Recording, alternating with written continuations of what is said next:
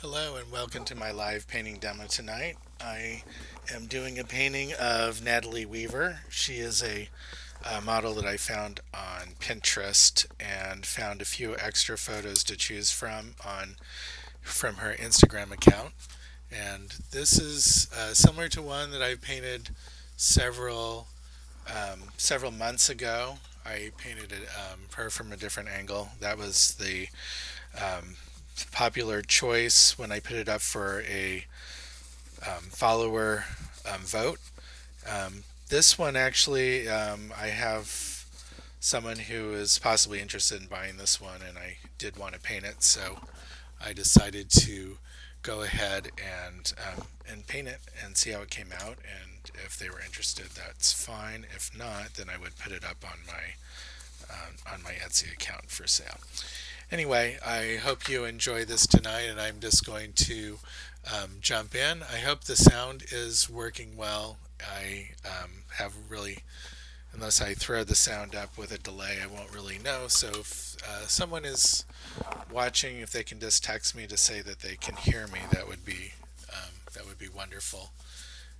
And tell me how the sound quality is. I actually can put the microphone a little bit closer to my mouth, and maybe that will help.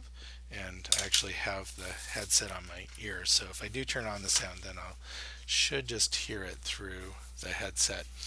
Um, anyway, looks like there's a little bit of delay too. There's a bit of buffering because of the service seems to be a little bit slow. Although it looks like the stream out of my computer is just fine. So I'm just going to start by doing a little bit of measuring and just getting some marks down. I'm actually not even putting color on the brush. I'm just putting a little bit of a wash, and we'll see. I've learned from the last couple paintings that if I just slow down and take my time in the measuring and early in the painting process, the results usually I can get to the finish in about the same amount of time, but the results come out a little bit better. So it's all about training myself to be a little more patient with everything. And I know that is really, really hard to do, but especially right now in this measuring process and painting, you aren't really going to see that much. Got this, the brow comes to about there, and the nose out. Okay, so I measured from the tip of the nose, so hopefully that's still good. Um, okay, I got a couple comments saying that they're able to hear me. That is wonderful. And it seems like the stream looks like it's a little bit jittery on my end, but hopefully it's smooth enough for you guys. Let me get a measurement to the tip of the nose. I did go see. I live in Baltimore, and there's a painting studio where they teach classes called Zoll Studio. I've gone there a lot to do paint in their open painting workshops on either Wednesday or Tuesday nights, depending on who's um, who's running it. And they had a guest come in on a different night, Mark Tennant, who's a painter, and he does some very interesting contemporary figurative work. And but it was interesting because his lecture, he did a drawing from a model, and he talked a lot about um, painting in a very traditional style or traditional using very traditional methods. And he said about measuring all um, the articulation points in the model's figure to do the drawing from. And he spent close to an hour and a half just measuring before he did any drawing at all. He first measured in a smaller rectangle from from his vision of the model, and he got his composition down, and then he translated that into a much bigger um, rectangle representing his the smaller rectangle was the same proportion as his final page or paper. So his shirt draw line is about there. Ear. And he was really good. Something that I may not be as good at is knowing all of those. Um, I can say I'm not as good as because I don't really pay that much attention to it most of the time, is the classical relationships proportions that you would find in a person's head or their body. And he sort of set out and he drew very lightly. You could barely see anything on the paper, so it was hard to tell what he was doing. The payoff was in the second or third hour of his drawing and lecture, where he actually started to apply some darker charcoal and could make some very, I think you would have to say, very confident lines because he knew exactly where everything had to be, so he could do that. And he drew a line that was between the light and the shadow side of the model's face and body. And then he was able to lay down a core shadow. And then with that core shadow, he could just take the heel of his hand and he rubbed it in towards the halftone area of the model's face. And with that one gesture, he was able to create a very uh, convincing gradation from light to dark that just looked like the form. You could see it as very quickly a three-dimensional representation of what he was trying to get.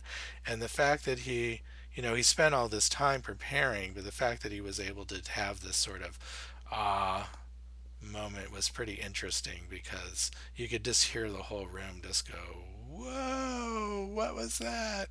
It was pretty funny.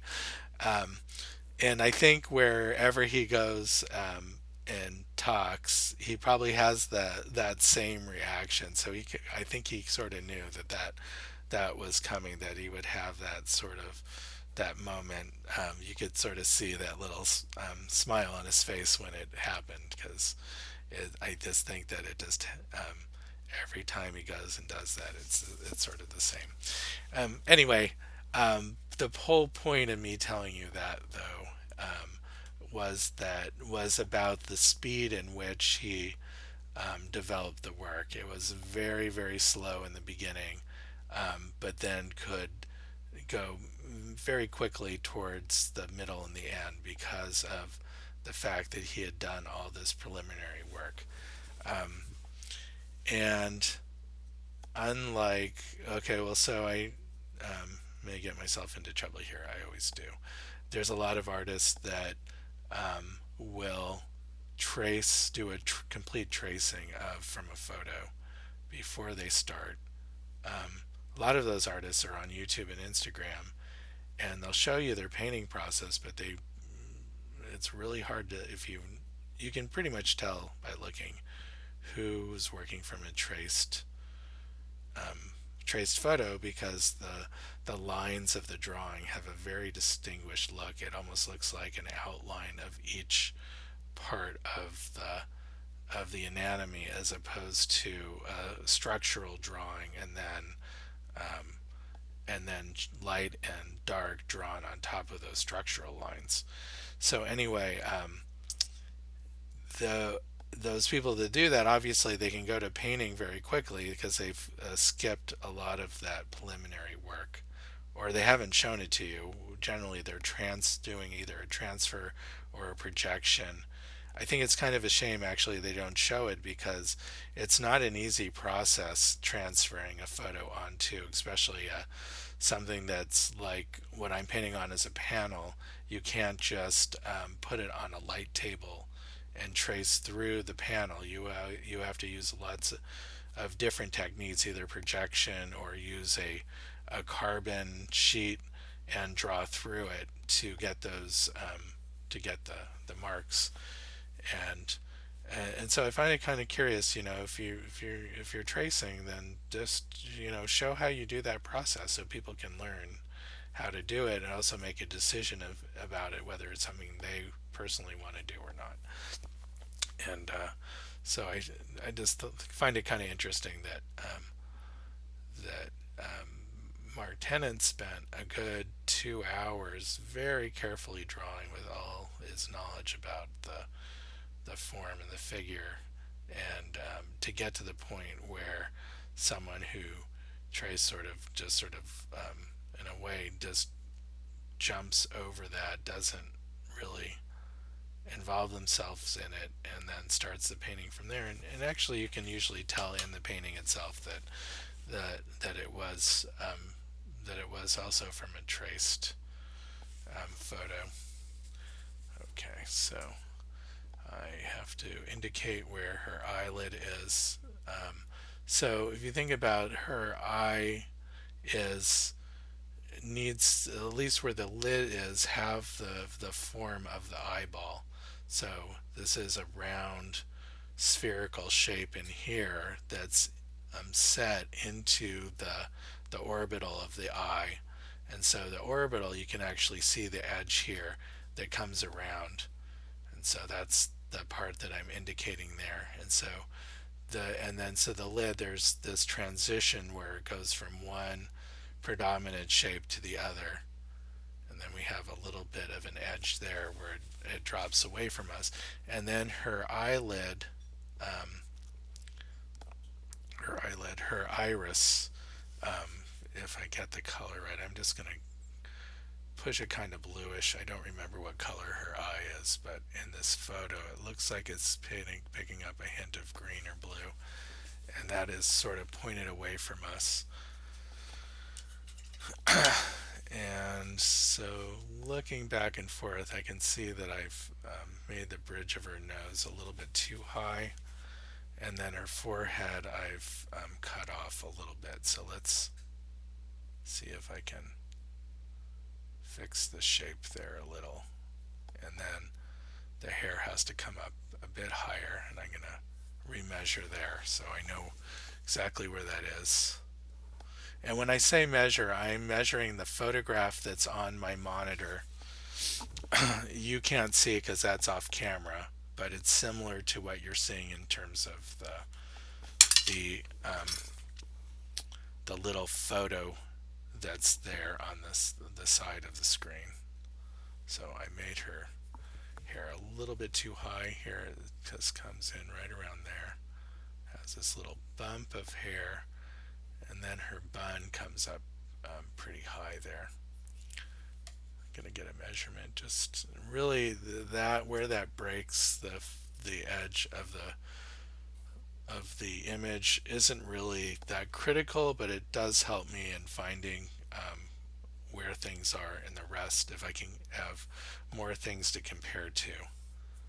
And in the end of the day, I may end up stylizing a little bit um, to get a little bit of a different feel. But for right now, I'm just going after what I see in this photo. And just so you know, I took the original photo, which is from Aris Jerome, and um, I took his photo and I bumped up the contrast a little bit. Um, no disregard for his beautiful photo work, but in terms of for me to paint, it just gives me more room, making it a little bit darker and richer, more room to sort of hit the colors that I'm after. Um, his photo is just a little bit subtler, and if I painted it that way, I would be in danger of the painting coming out too gray. And so, just to give myself just a little bit of an advantage, I just push everything just a little bit, so that if I do lose some intensity of the color here and there, then I'm in a way would be closer to the original. But it's easier for me to get there in a sense. It's a little easier to go slightly more intense, and then as you mix colors in, more colors, then it's going to dull up a little bit. So I'm going to come in and start adding a little bit of color here.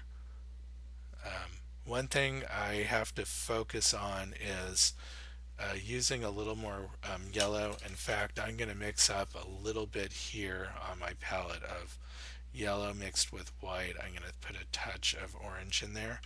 And so I have a lighter, a yellowish white that I can use to mix into the flesh tones, so that I have a bad habit of mixing white into everything, and the tendency is that it cools the colors off tremendously, and so then overall my painting tends to lean a little bit too cool because I don't reach for the yellow quite enough, and a little bit because the yellow has such extreme intensity to it that it's easy for me to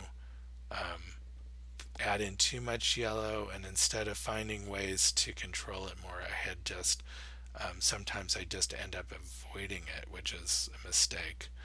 And so now I am working on finding ways to make it easier for me to use. So right here in the underside of the nose is a little bit of a cooler red. So I added white, a little bit more white to it, but on the tip of the nose it's a little bit warmer and has more orange and yellow in it. Um, so, and then I want to find where the nostril is. So right now, this is a good pace for me to be painting at, a good pace for me because I'm able to slowly develop the forms. Usually, it's a little bit of my ADHD. I tend to jump around a lot and not really be committal on anything, um, and then I end up having everything just sort of mushy and not in the right place, and then I have to go back and try to fix everything. And so sometimes it's better to very slowly resolve or get close to being resolved one area and then another area, and then it makes it easier to build on what you have because you've spent the time really nailing down the foundation of what you're doing. And so you can see she has a little bit darker and redder towards that edge of her forehead. So I'm just going to get a little bit of a alizarin permanent in there and let it blend with a little bit lighter and a little more orange. So again, trying to avoid putting too much white in so I can keep the intensity of the orange there.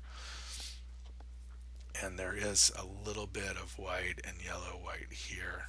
So just, again, I can just slowly work that in. If I look at the eyebrow, it has a little bit of white in there. Okay. So off to a decent start, just sort of building, not trying to make it look finished, but just trying to make it clear what it is the form is doing before I move on to the next part. So I have this little bit of fold of her fatty fold above her eyelid there, so it kind of turns right in that one spot. It's a little bit softer. And then I have this beautiful highlight. This is like, for me, this is one of the focal points that I want. And I have to make a decision whether I'm going to go cool in that spot. Overall, she's in a warm lighting situation, but where that light looks very white hot. And so I can either put a little bit of blue in there, or I can really push the warmth by adding a little bit of yellow. And so let's see what happens if I go with a white with yellow in it and see if that makes sense. If not, then I can easily come in with some blues and paint over it. And I think I have to have even more white there in that spot to get it to really pop. And around it, I need to make sure that the paint is dark enough so that that area really does read as the light reflecting. So far so good.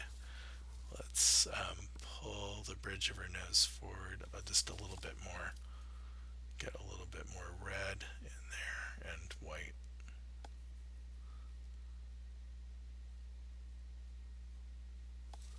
Okay. So, and I can see I'm going to have to pull her iris back a little bit from where I painted it. Wouldn't be hurt for me to measure to get it. The just yeah. So it really needs to come back quite a bit. So that's I'm just going to obliterate what I had put down already since I know it's in the wrong spot. And I didn't really get a good measurement of that before I started, so that's okay. Um, the oil paint, if you use it properly, especially in alla prima painting, is very forgiving. Where it's not forgiving is if you're trying to hold on to something that is not painted right, and you paint around that thing, then in that respect, it's not forgiving. That's more of a psychological thing than an actual um, physical thing. It's more about being able to let go of something, realizing that it's not painted that well, and just moving it or painting it again. And that gets you a lot further than holding on to something that isn't in the right place or isn't painted in the right size or in the right color or whatever it might be. So just it takes a little bit of guts, but after you continually do that, then you realize it's not that hard to repaint something. You just have to be willing to do it. And then what are we doing anyway? We're here to paint, so it feels like that eyebrow has to be a little bit lower too. I probably should remeasure before I go ballistic on it. Yep. So just a tad lower. I have a little bit of space to come in, and so it's more that I have to make it thicker from the bottom. That's what I'm going to do. Really put that in there. And then her eyebrow is actually going a little bit purpley towards the end here. Let's break out my um, dioxazine purple, super powerful color. Just a touch of white in there so that the color reads. There we go. Okay. And still got to reshape that eyebrow a little bit.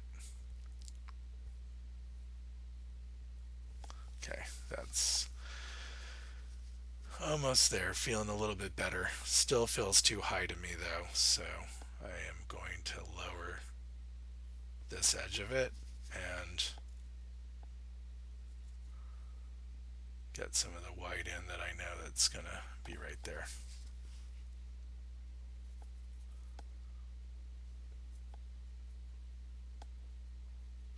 Okay, don't be afraid to use the orange. Okay.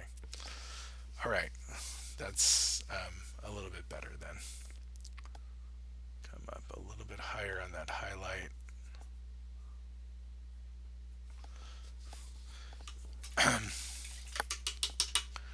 Okay, you guys are a little bit quiet tonight. So we have Happy Bee, who's here with us. We have Gigi Royce, hello, welcome. And Lorianne Ledrew, hi from Sudbury. Not sure if that's Sudbury, England, I suppose. I don't know. And and then there's 10 of you all together. One may be me. Sometimes it counts me in the when I have my live dashboard up. It counts that as a person watching. So even though I am not really watching, I'm painting. Okay, let's get the lips indicated. So lips are looking a little bit cool on the red side to me. I'm just going to put in really intensely the quinacridone red, and that'll give me a good base. That if you look, that her lips almost come all the way out to the tip of her nose, Um, so, really rich facial feature coming out that far, and um, then her chin drops back a little bit from there. She has a really beautiful profile, and I think this is why it drew my interest.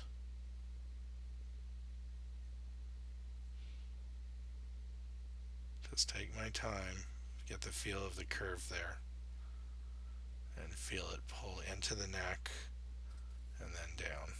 Okay, so part of part of painting and drawing is a little bit of feeling your way around the form. Again, so you can do the same thing coming up the jaw. Just really get a feel of what how things are turning and then the tension in it also. And then I think maybe I have her ear a little bit too low. Let's give it a look. Oh, sorry. And let's see if I can get this measurement. I moved my camera a little bit, so I think that the ear is in the right place. So I'm just going to go in, mark tenant style, and just throw in that shadow very quickly. Block in sort of the mass tone, the half tone color of the ear. Make sure I get enough yellow in there because there's lots of yellow in her flesh tones. If I just go like with pure white, then it's just going to go too cool on me. That looks pretty good. There's going to be, where it starts to drop off into shadow, there's going to be a little bit more reddish color. I just want to make sure I get a little bit along that edge and get the hair in here. Make sure I have enough purple in the paint because there's colors in her hair are leaning a little bit purple. If I just go black, then it's going to read too warm.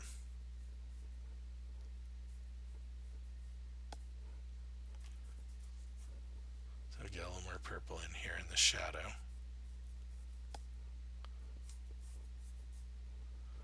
Okay, I'm using a little bit smaller brush than I usually like to, but don't mind it right now. I may pick up a bigger brush later. So I'm looking at this shape that's behind the ear, making sure that I have about the right size and proportion to it. And it looks like her bun actually comes up a little bit higher than what I have it. If I look across, it's about the middle of her forehead is about where it comes in to her the rest of her hair, the main mass of her hair. So something like that. Okay. I'm just gonna move this back a little bit too. Okay. So I'm at a point where I actually can start to see where things are off a little bit in the drawing. I can see that this ear needs to be cropped a little more tightly by the hair.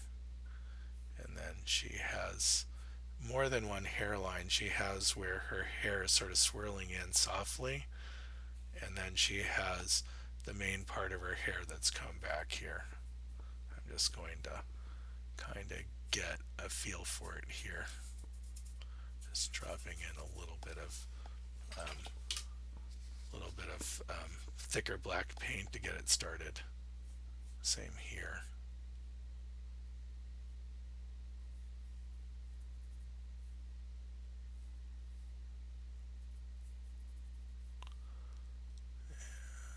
I'm trying to think of the hair. Now I went a little bit too purple there, but that's okay. Just can come in with more and more black until it looks right. But I don't mind it being a little bit purple here where this hair is thinning out and you see a little bit more color in it.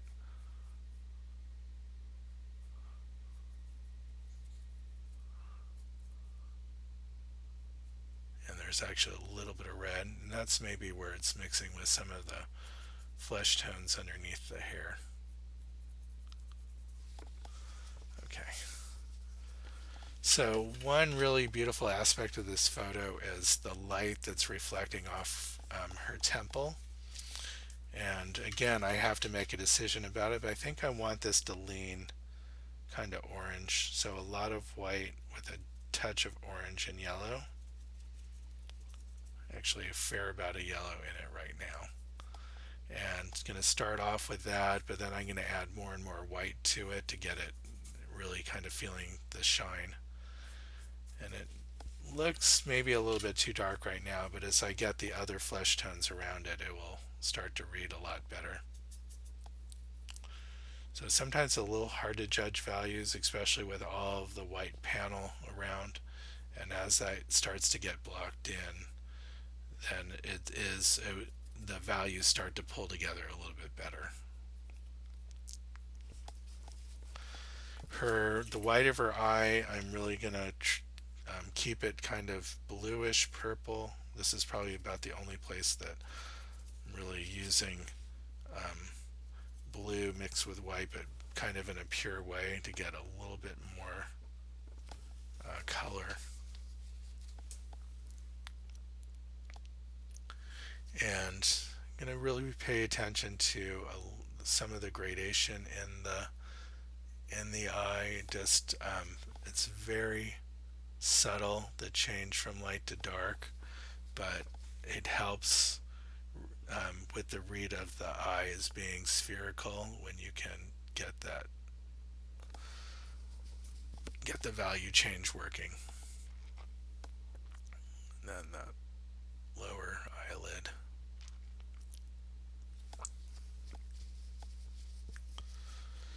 Okay, so just normally if I was being impatient, I would just start to throw colors in here. And what I want to do instead is really look at what color I'm seeing and what are the shapes. So I kind of see this orange triangle here next to a little bit redder coming off the eye, and then just a real soft transition between the two. And then a patch of red in her cheek here. I don't think I went red enough. I'm going to get a little bit of the quinacridone red, maybe a touch of white and a little bit of orange. Let's see if that's so a little bit too much white in that, so I'm going to have to pump up the color a little bit more. A little bit darker. That's feeling better. Got to be careful not to go too red. I don't want it to look ruddy. Just want it to look like naturally like the sun has warmed the tops of her cheeks a little bit, and she has a little bit of more like it's sun kissed than it's baked. I don't want it to look baked. Just a healthy glow. So, but they're actually it's a really hard thing, and it's a subtle distance between those two ideas. So I don't want it to look like a spray on tan. Okay, so she has this really dark purple edge underneath her nose, which is helping us see it as turning away from us. And I need to get that darker orange edge in the bridge of her nose. I need to get that back in play here.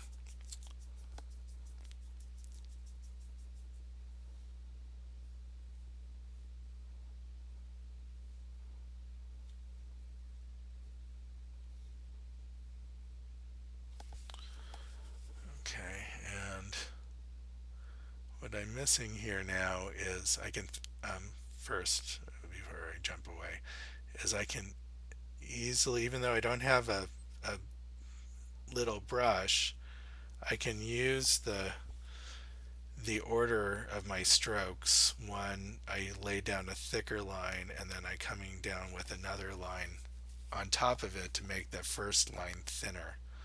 And that way I have a lot of control. I can make a fairly thin line with not that without that small a brush. And so it's just a matter of understanding the order in which you're painting things to get what you need. Okay, and I can see one thing that's bothering me a little bit is the fact that I didn't really define the top of her eyelid, and so it's looking um, really thick. And the fact of the matter is that this fold of skin above it is actually um, starting at that point, and then the eyebrow is actually starting much lower. Something like that. Let's get a little bit of the white that we see coming in and crop that a little bit. Okay. Which means that hairline is actually coming in right around here and coming up. So until I get that in, there's certain things that are going to look wrong and throw me off a little bit. Okay, I think that's starting to look better. And I'm going to pull where this orbital was, where I talked about, I want that transition out of that to be a little bit slower so that it pulls into that light area, and then have to indicate where it is, kind of a dark orange. So it can be orange with a little bit of black or a little bit of purple in it to kind of get um, that darker version of it. Even red with a little bit of black will start to lean orange, especially the naphtha red, because the black has a effect like it almost greens. It pushes the color more towards green. So in the case of the red, will look more orange, as if you added a little bit of yellow to it. But it's just the effect when you start to shade with black, it will, on warmer colors, will kind of start to push it yellow and green. And that's just the nature of the properties of that cooler black when you are mixing it with other colors. Okay, I kind of feel like that her eyelash here is too high. I'm gonna bring it down a little bit and bring this eyebrow down also. And then so now I have to pick that background color, sort of an orange yellow, touch of white in it. So I think that's going to be pretty close to what I'm looking for. I can change it later. So I can start carving in a little bit where I see things aren't quite where I want them. That's looking good. Need to pull this highlight out a little bit further. I'm just going to throw some really thick white right on top of it.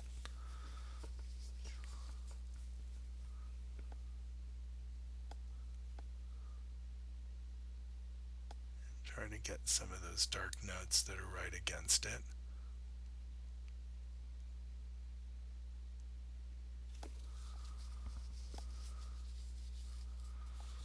Okay, and the shape of the white of the eye isn't quite right yet because I need to better describe the direction of the pupil. Okay, and interrupted myself before, but I want to get this highlight in that's sitting on top.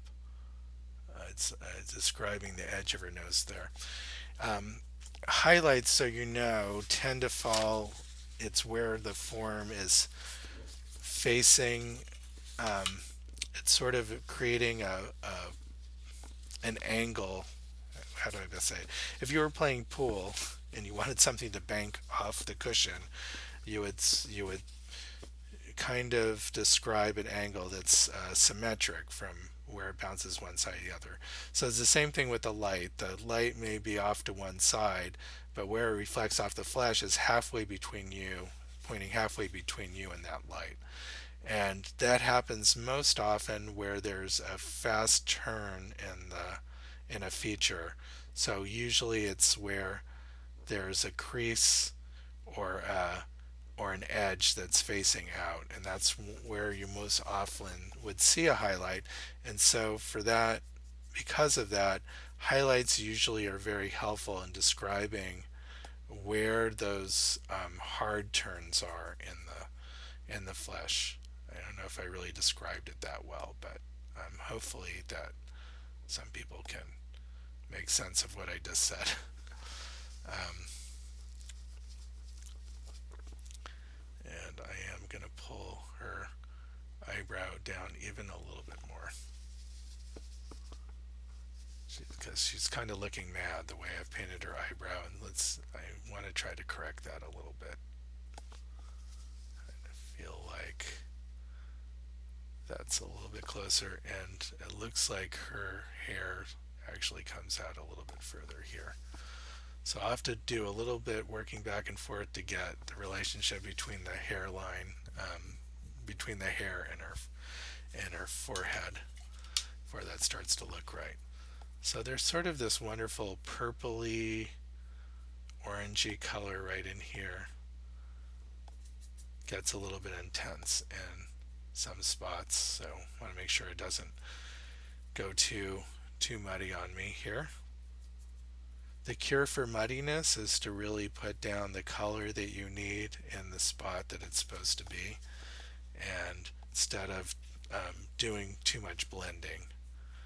And so blending will, if you do enough blending, it will tend to make everything sort of look dull and average color, because you're bringing all of the different colors together, and they start to mix together and neutralize each other. But if you're putting down new fresh color in a spot, that is just the opposite idea. That's going to keep it from getting too muddy. So one cure for muddiness is to paint directly in that spot that you want a particular color to be more direct about it. And the cure maybe for being too intense is letting some of that, more of that blend in happening. Okay, I can see I got a little more highlight here too, and that's going to be kind of pinkish. So this is where I don't need that much yellow in the paint. I need a little bit more of the quinacridone red mixed with the white. And I have to be very careful with some of these transitions here so they start to read as flesh. Right now they're kind of looking like blotches of or patches of color, and they're not really pulling together yet, but eventually they will as I get more careful about some of the color and value relationships.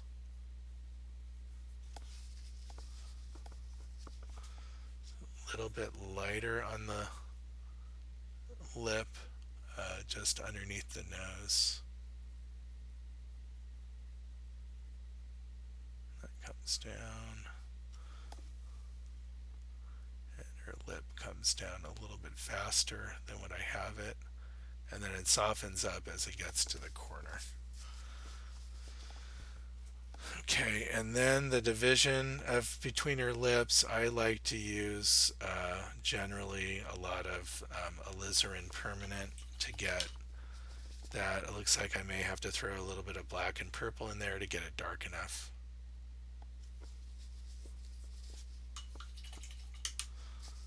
And then I am going to correct the lower lip, have it start a little bit lower.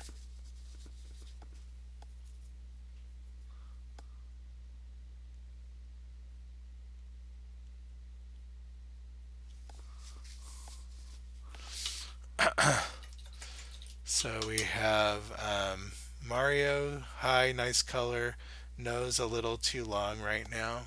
Maybe I could do a little bit of measuring.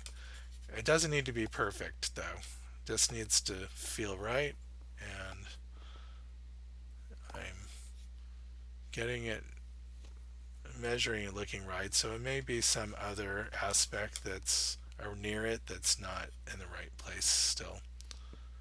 I'm going to measure where that eyelash starts breaking the plane of the nose. and that is going to be lower. So that may make the nose feel a little bit too long. If I paint that in lower, come in with some of that yellow and to lower it, that's going to help. From this point, I can pull forward a little bit, and then that tells me that this eyebrow is going to be a little bit lower too. Okay, and that may fix that proportion issue. It's going to get a little more red here.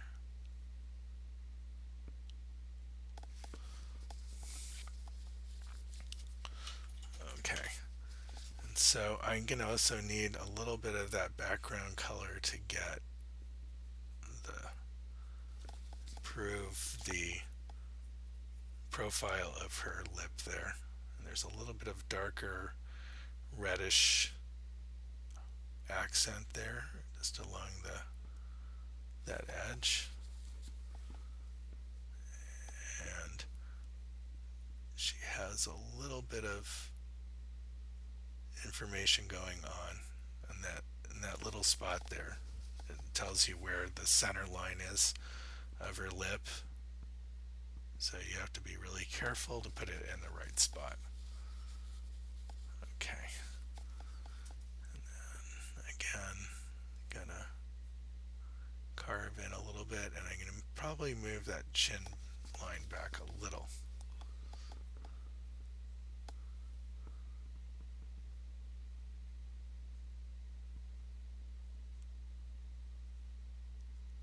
Just go ahead, I'm gonna redraw where I think that is. Doesn't hurt to move it or to change it.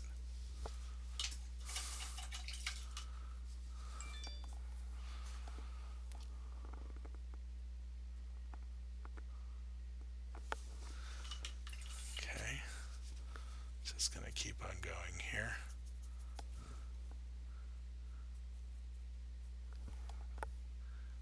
And Jeanette, I did get your text there just to let you know.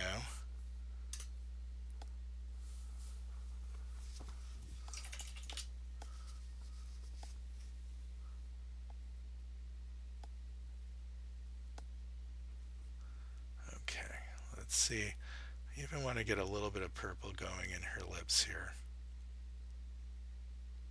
Just going to bring this line up just a little bit higher.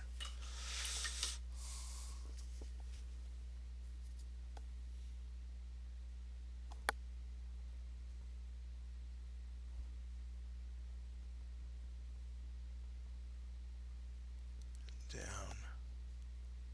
Okay. Yeah, so there's lots of subtleties going on in her lips that I haven't gotten yet.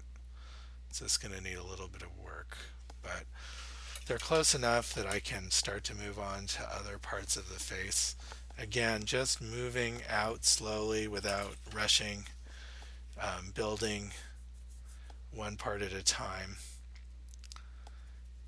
It's a little bit boring to watch. I'm sorry about that. And it's a little bit boring to do, but um, boring in the sense that it goes against my nature a little bit, but I just know that there's a reward for slowing down a little bit here. So I can get myself to do it knowing that.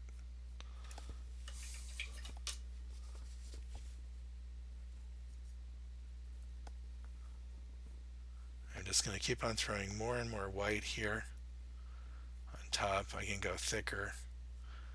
And the thicker paint will catch the lighting in a certain way that thin paint won't, so the highlights will stand out a little bit more and come forward. So it's more about the textural nature of the paint that allows you to get something a little bit more that a photograph can't. It gets that tactile quality that a photograph can pretend to have but can't have. So not just a copy of a photo, but I have lots of places where I can add more than what the photo has. Just throwing in a lot of white here. I may have, it looks right to be a little bit cooler in this spot, but as I go towards the chin, I do want to make sure I have a little bit of yellow in the paint to warm it up a bit. Okay, and I have the shadow underneath the lips. It's purple-ish. I can name the color. It's not really a straight purple. It just has a purple influence to it. And I want this kind of reddish color that gradates out from that line in the chin. The accent that's along the edge. And that shadow does also soften up as it moves up and down at the same time. And it actually goes a little bit redder. So that's just observation. If I can look, I can see it's purple right underneath the chin, underneath the lips, and as it moves out away, you start to see a little bit more of the reddish color in it.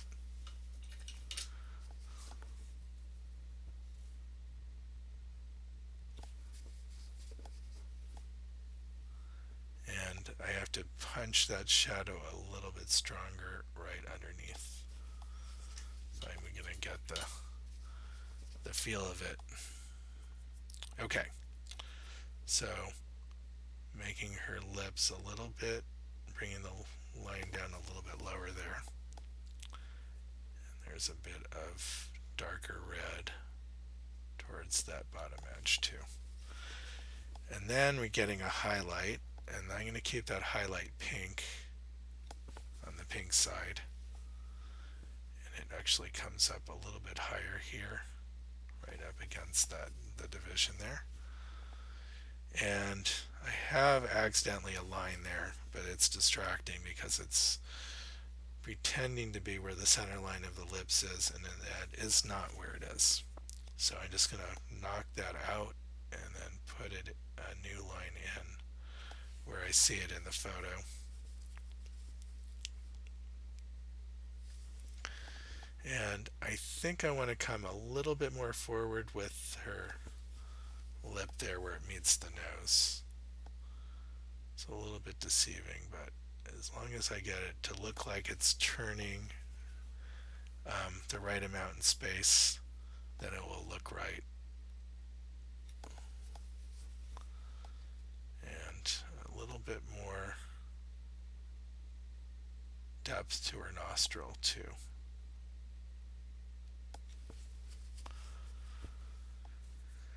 And the shadow underneath her nostril is also reddish. So it goes from the very dark color, neutral color inside her nostril to being more reddish along the outer edge. Oops.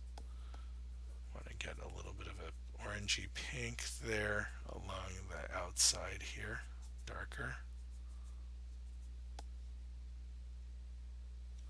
So again, just taking my time, finding those forms, trying to mimic the transitions that I see. So like right here between the nose and the top of the nose and side of the nose, that transition is too sharp. So I'm coming in sort of in between the two, and then I want to paint one more step between the two of those to really soften it up. That's looking better. And then I can use that similar or same color right here on the tip of the nose to put in a slightly lighter, some lighter values there on the tip. Kind of almost a pure pink. So I have to keep the color really pure to get that.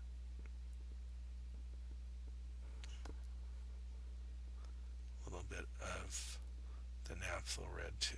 Okay. So let's see if I went light enough here. No, I need a little more white in it.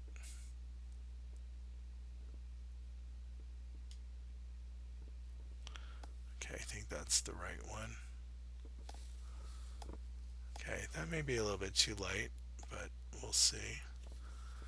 And I have to have the nostril coming up a little bit higher. So all of this is just sort of looking back and forth between the reference and the painting.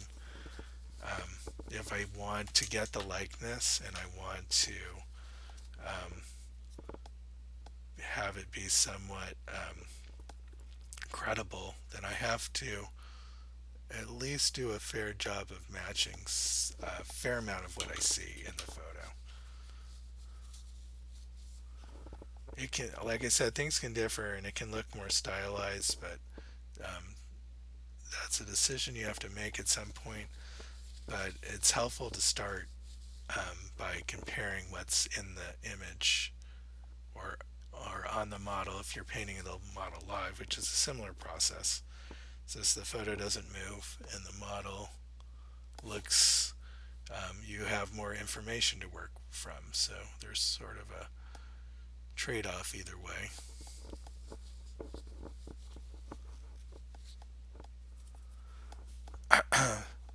Okay, so Yellow says, did it take a long time to learn to control your palette? I always get super muddy and run out of space. So it sounds like um, the running out of space is what's causing it to be muddy. Is that you're, instead of cleaning off an area where you need to mix a pure color, you're just continuing to mix into the same mixture of color that you already have. And so where you need to hit a particular note, you don't give yourself the room to mix it. So all this takes is a minute is use a razor blade and scrape off enough area of the palette that you can mix some more. Okay, and I'm going to throw in, I see little glints of light that are hitting the light of her eye. So I can just throw those in, and those will just make it feel like that her eyeball is a little bit wet, which is what you want. Um,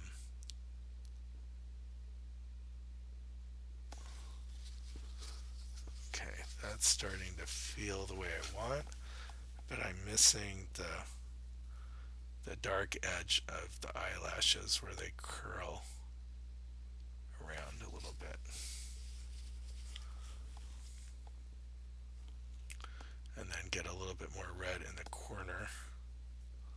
I can almost go pure red there, even if it's just a little spot, because it's not a big area. It won't look wrong to have those strong color accents.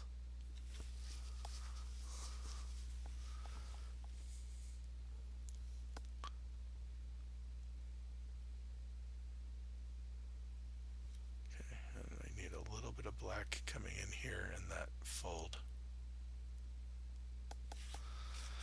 I can come back later and paint the top edge with another color to thin it out a little bit, but mostly I want to soften it so it feels like it is slowly curving up towards us.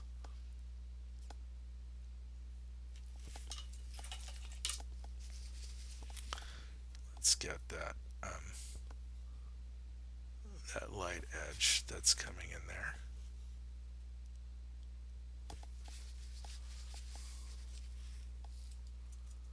I think this is where I need my yellow and orange here to get this to work.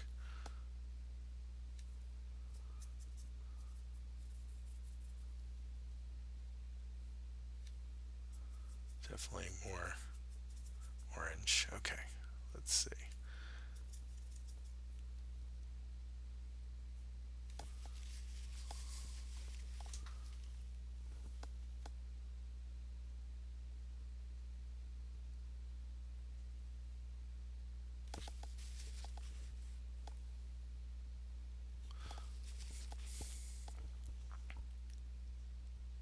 Just trying to mimic sort of the shapes that her eyebrow hairs are making, and just a little bit of softness along the edge where they come out.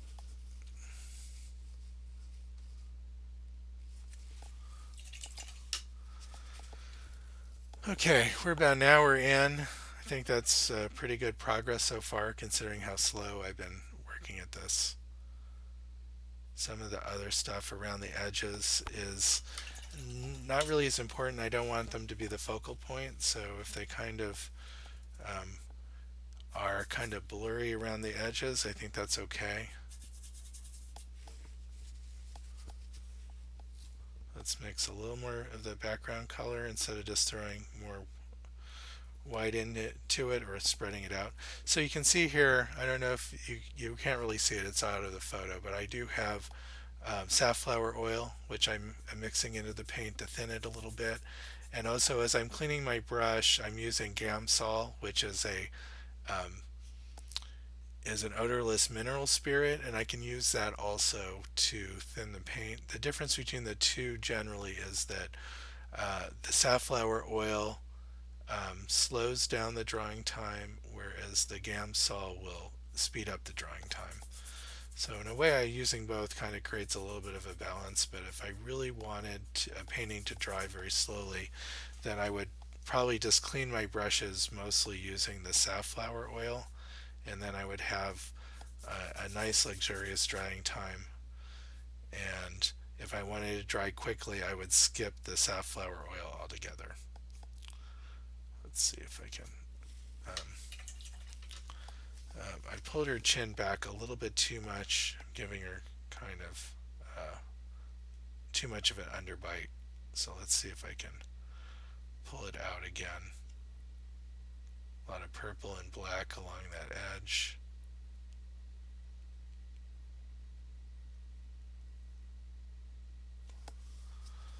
Okay, is that it just looks like it's not deep enough, so I can fix that too by lowering that edge a bit.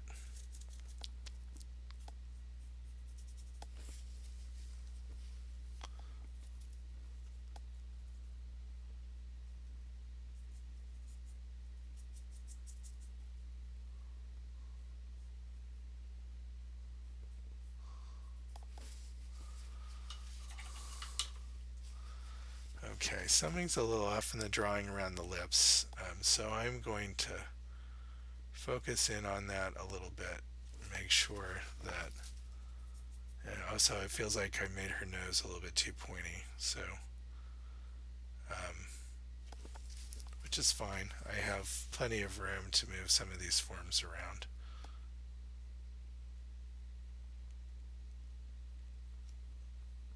Let's get that nice purple edge to her lip there before it comes down here. And I'm going to pull her upper lip up a little bit higher. I think that's partially where I'm running into problems here. Get the right color on the brush would help.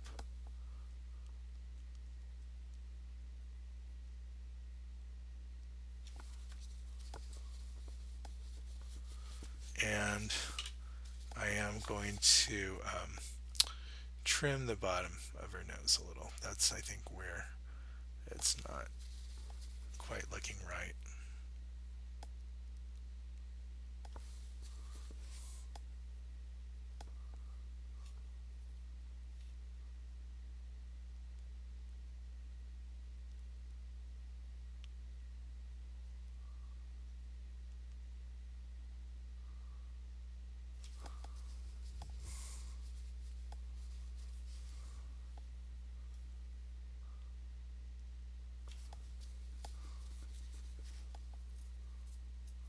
Okay, just these little moves, they're so important because there's certain features of the face that if they're just you just change them a little bit, it really does change the whole character of the expression or the likeness. And so you just have to be then really patient with it to get it just right. I'm going to pile on a little more white right here.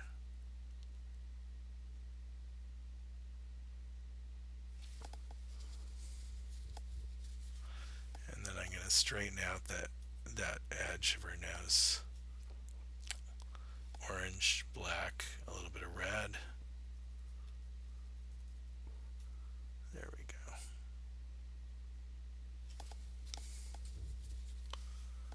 think that's feeling a little bit better. Yep.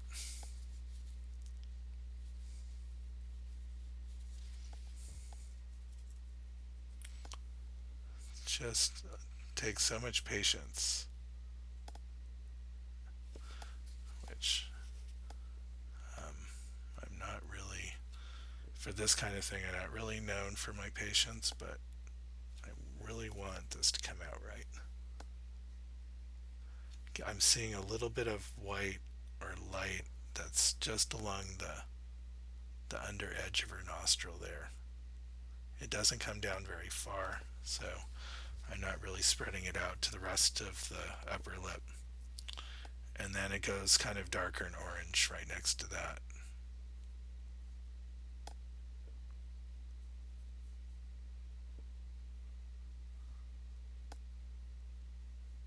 That gets pulled down a little bit towards here.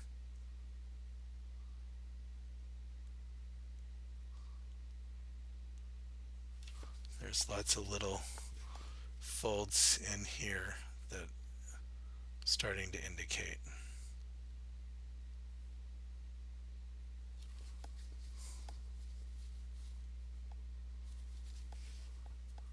Okay.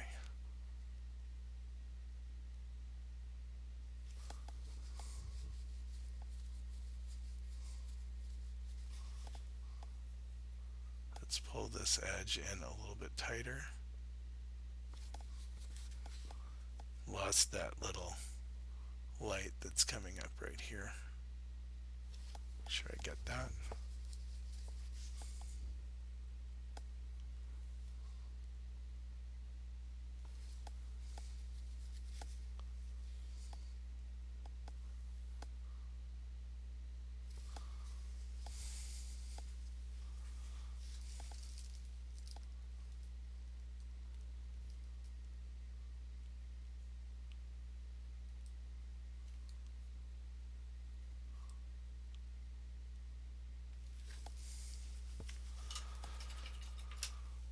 Okay, and so now that I'm so close from being taking my time and measuring that I can really see where if something is off by a little bit, it really does stand out.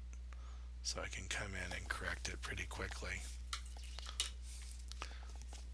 If there were a lot of things that were differed, that were off by a lot from the reference, then I would have a hard time figuring out what it was that was not adding to the rendering, what seemed off or what seemed different. If it's just a few things, then it's a lot easier to kind of to peg it and say, okay, it's this line right here is off, or that description of the cheek. So in that respect, it pays off greatly to see exactly where you are in the whole thing.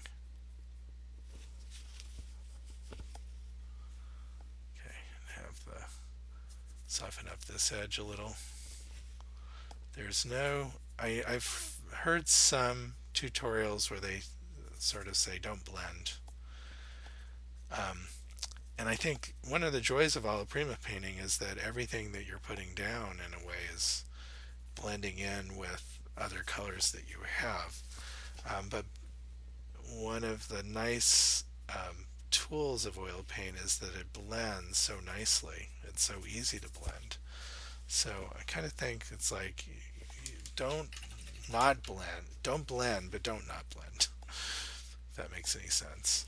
Um, know where you can use it as a tool, and know where you're doing it too much and losing sort of the nice quality of the paint.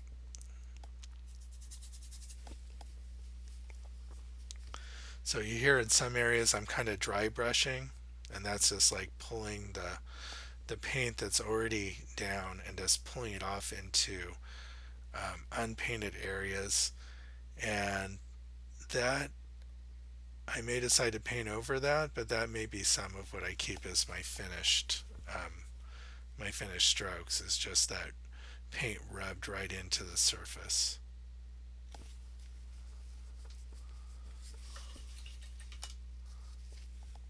See if I can get that little bit of light that's coming in, very pink, right underneath the nostril.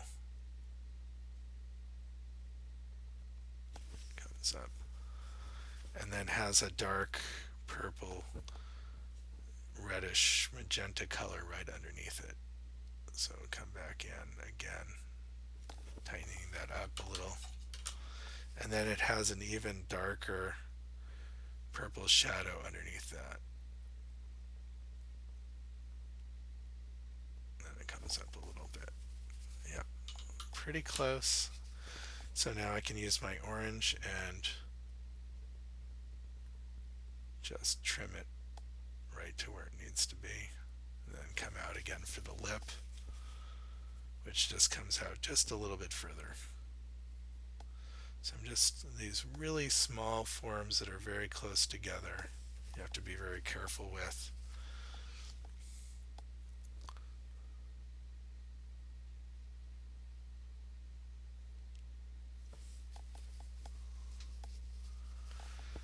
And then I'm going to restate that shadow that's underneath the edge of her nostril, just to make it clear where that form is.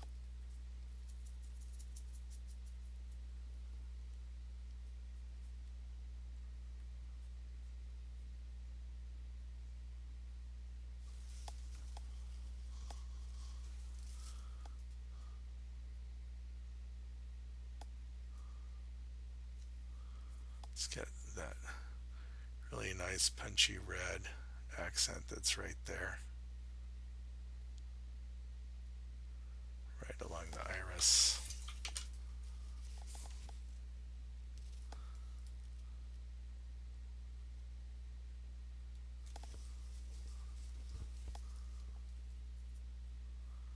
So now I'm looking at some of these smaller shapes in here that I see, trying to get that dark shadow that's on the outer edge of that eyelid. And then there's this very nice colorful pink that's just has enough white in it that you can see it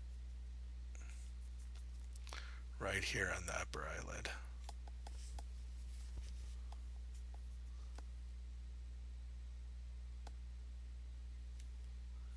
And I can go a little bit darker and pinker as I go towards that front edge. Something like that. So just little moves. Not forgetting that I have the whole rest of the painting to paint, but again, about an hour 15 of painting so far. And look at the great progress that we've made.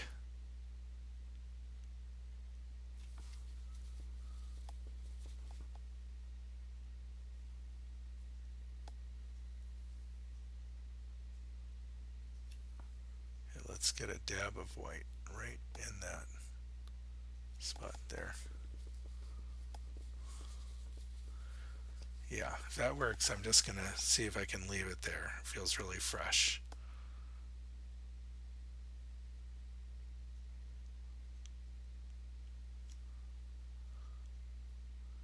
Got some of the eye indication of eyelashes that are coming down there.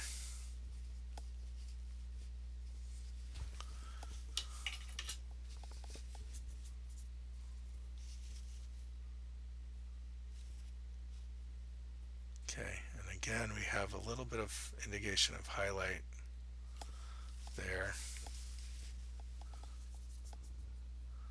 Some nice dark pink that's underneath the eye, a little bit of purple again.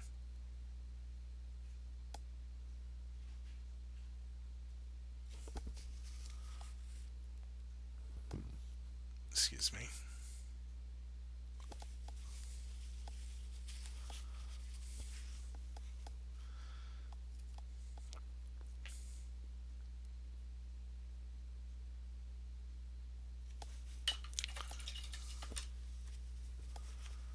Okay, just going to correct this nostril a little bit by making it a little bit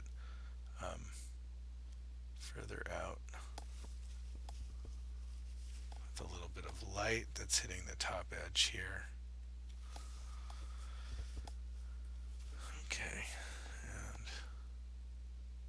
pull this highlight up a little bit higher. And it might be a little bit closer to the tip. Yep, that looks good.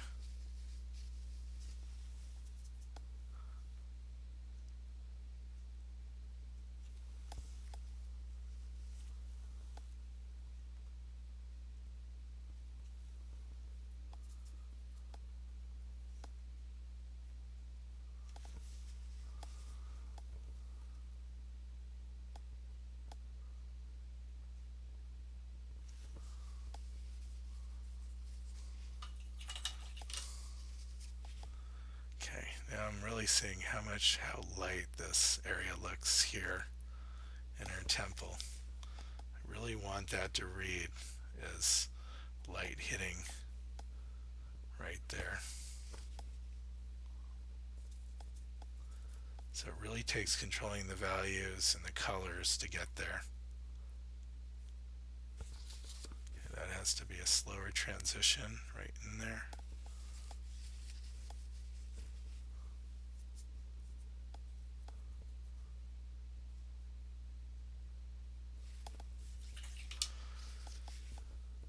Start to give her a little bit of her sideburns that are here.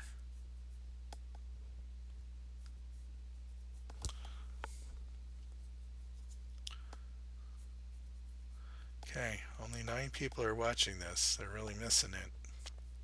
I mean, the ones that are here aren't missing it. But, sometimes I work pretty hard to try to promote these things, and I end up getting 14 people to watch, and then sometimes I don't really bother and 9 people watch. So, not sure it's worth the hours of effort to try to get a few more people here. And then in the end, people come later and watch it. So they get all the information. I think that there's something special, though, about watching it live and being able to ask questions, things like that. Okay, so speaking of questions, Yo says, thanks for the insight. Good luck with this one. It's looking great so far. Well, thank you.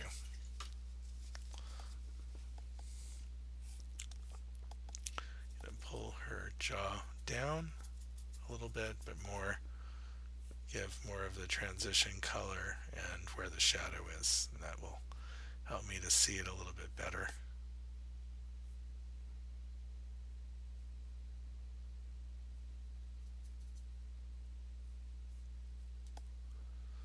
Yep, throwing a little bit of red in where the transition of the shadow is. And I can see I need to pull her collar, and it's a beautiful gold color. Kind of interesting against that yellow background is the gold in her scarf, I guess it is. So I really want to try to get that effect working. A lot of white and yellow in there.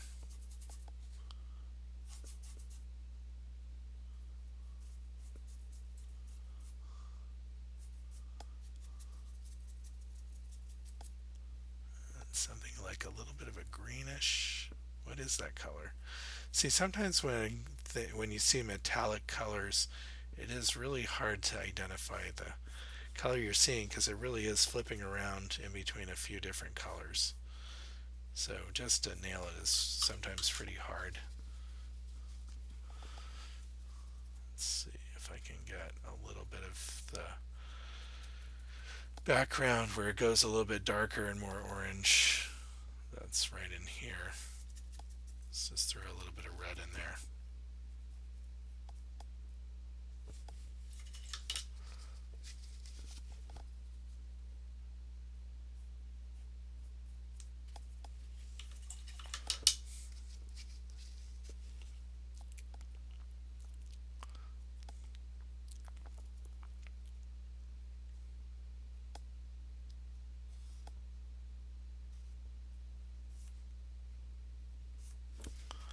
Something like that. like something is off in her neck. Um, doesn't feel like the right angle. Probably don't have enough, showing enough of the neck behind the ear here. That's where I'm running into some problems. Let's get a little bit of the pull again of the feeling of the neck here around the Adam's apple.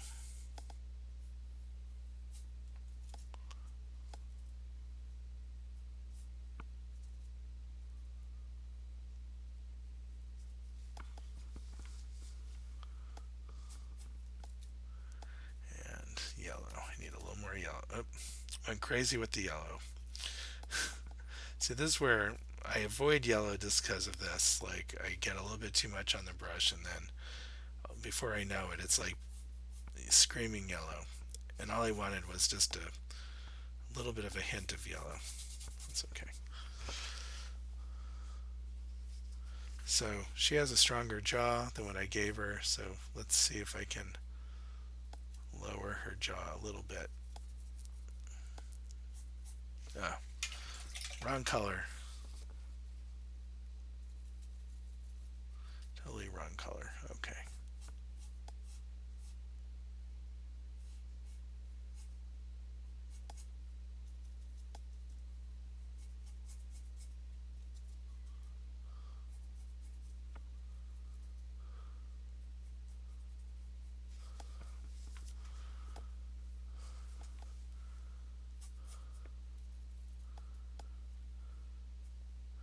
Okay, make sure I get enough orange in there.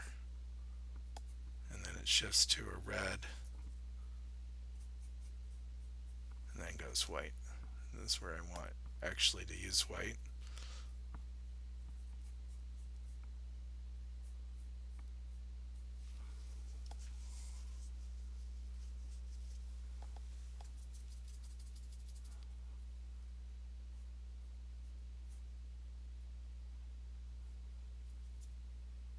Can't be afraid to get too red right in here.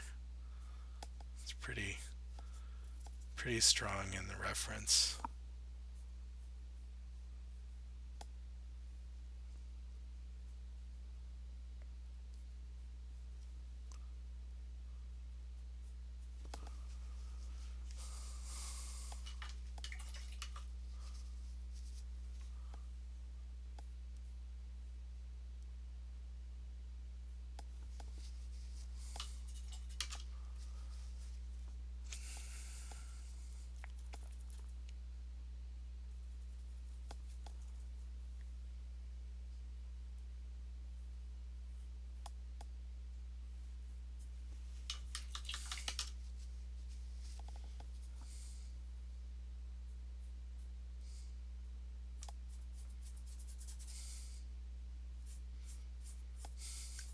So, not really painting that slowly and patiently here, but I'm just trying to get the feel of the volume of the hair. So I can use these kind of effect of almost like painting with charcoal, kind of get the natural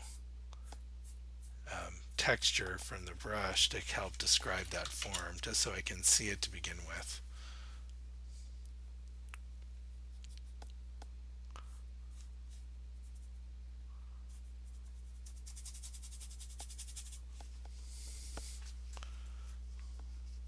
It's not bad. Okay, I can see there's a few transitions in the cheek that aren't quite looking right yet. Right in here, this needs to be softer. Needs to be lighter, coming up in here a little bit.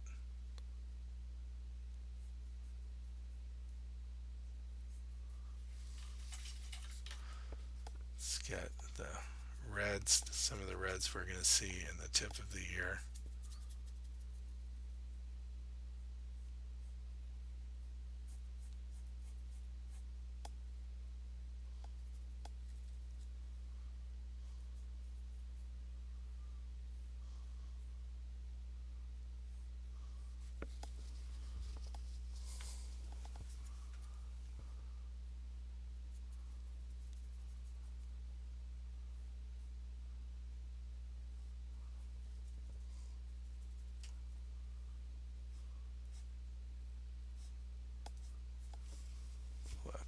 change a little bit more. Okay, and this is where I get to use my alizarin permanent a lot in the shadows of the ear, where the blood in her ear is really close to the surface, so really affects the color of the flesh. Just going to go ahead and very confidently draw it in. Can change it later if it just doesn't look right.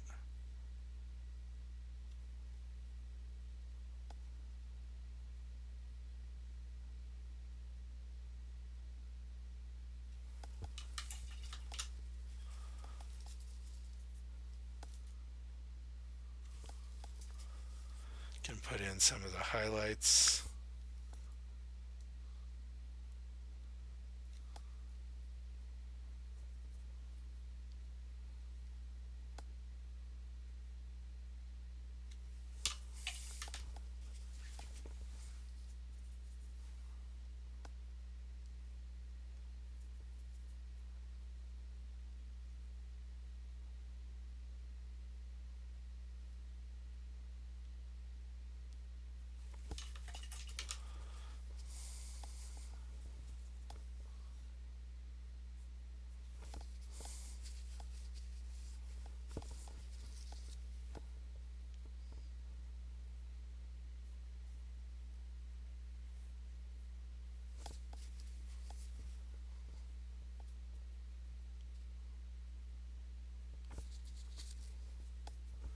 Okay, and so, oh, I have a message from Anjanette.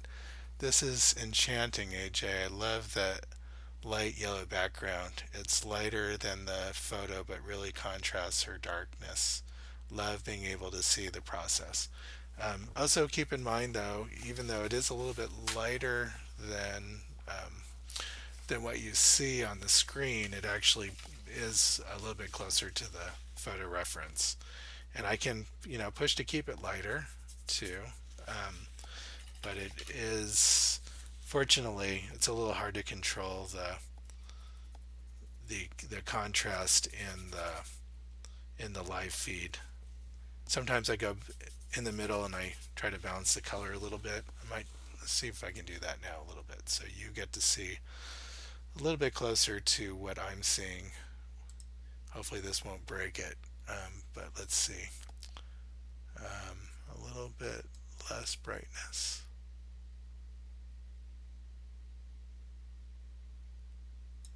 A little bit more. Oh, that's too much. Let me see. A little bit less contrast and more brightness.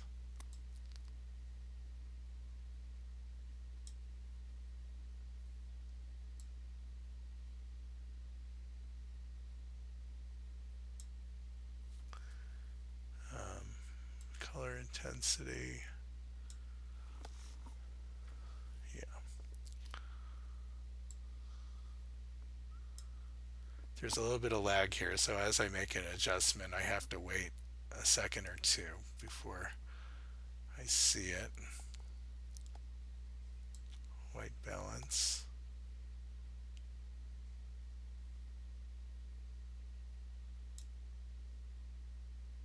And nope, that's not the right direction, is it? That's colder. That's a little bit warmer.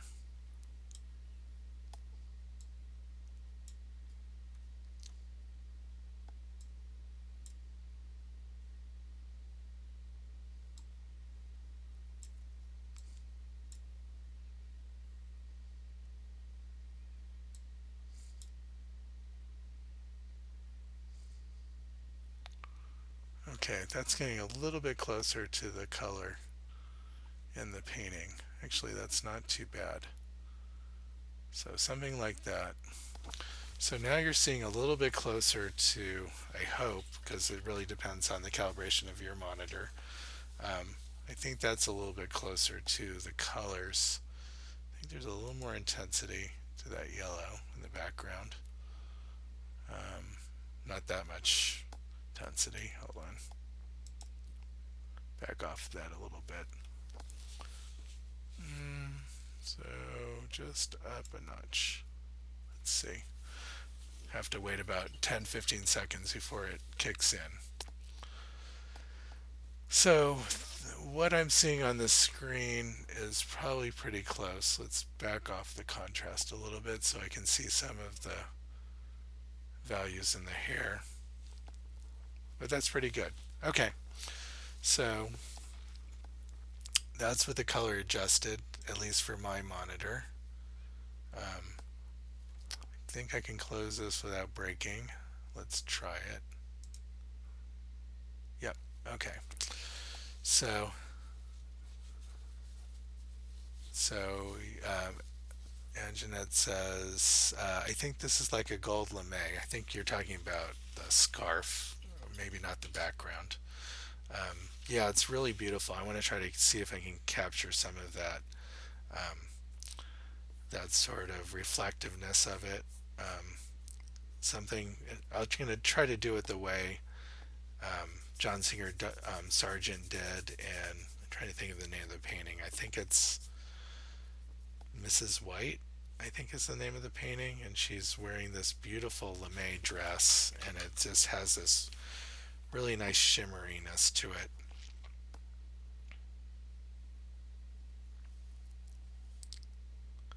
I think there was some interesting history of the painting. It was an English painting for English royal couple, and I think the funny thing was that she was not. She was American, and but of privilege, and the painting really made her look very royal. And I think that was in a way of a commentary a little bit on how she was being perceived and how John Singer Sargent saw her as being more regal than people were giving her credit for. And so he painted her in a very regal way, and it was kind of interesting. And it's the painting that he did was based on a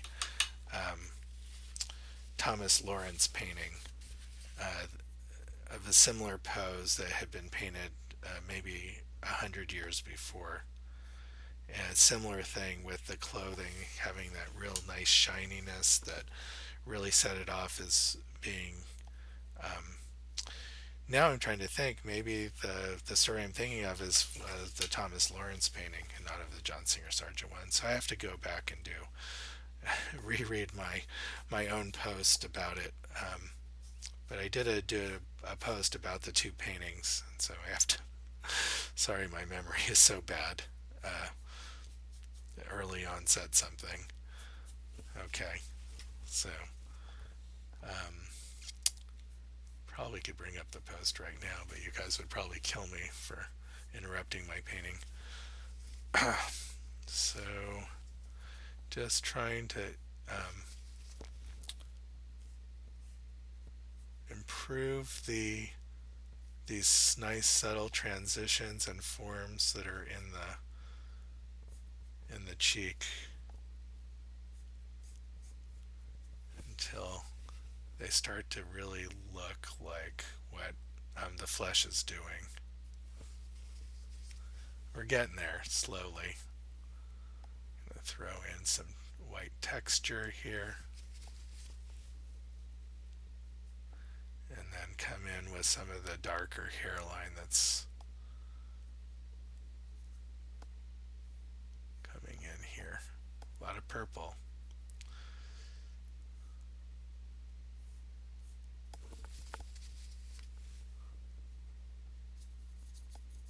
A little bit of need to get a little bit of white in there so that color can read.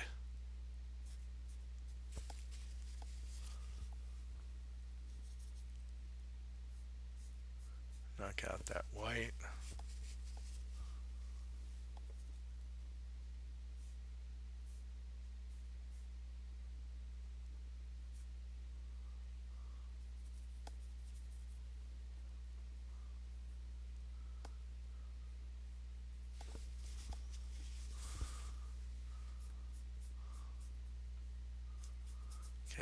got some nice blue reflections coming through the hair here. Love it when that happens. Gives me an excuse to throw in some fancy color. And that comes along towards the front. A little bit lighter here and more purple.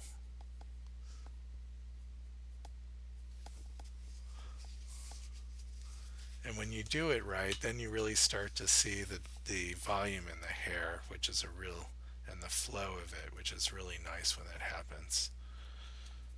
And it has um, the added advantage of really letting you go have a lot of fun with the brush, because hair really does lend itself to open brushwork.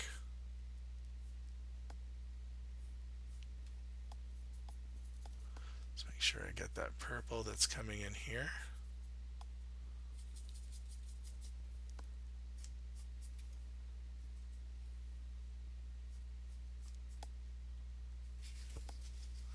And then there's some strands of yellow that she has.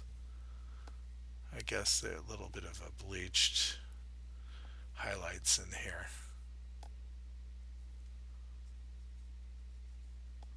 Almost pure yellow and white. Okay.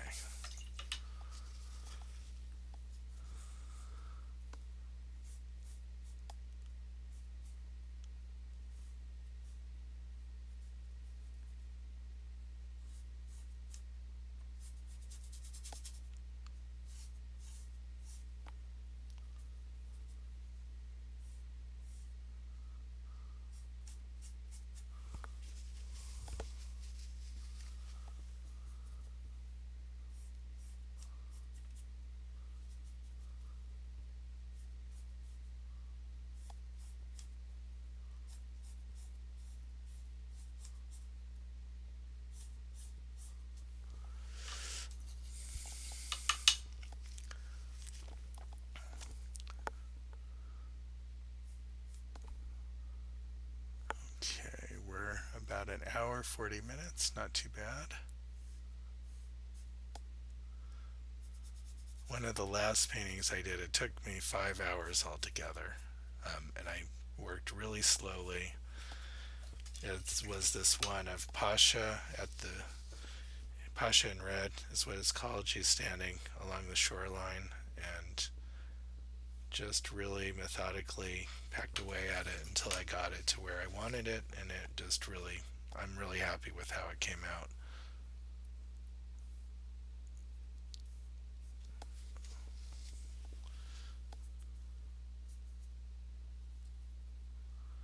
Okay, let's get this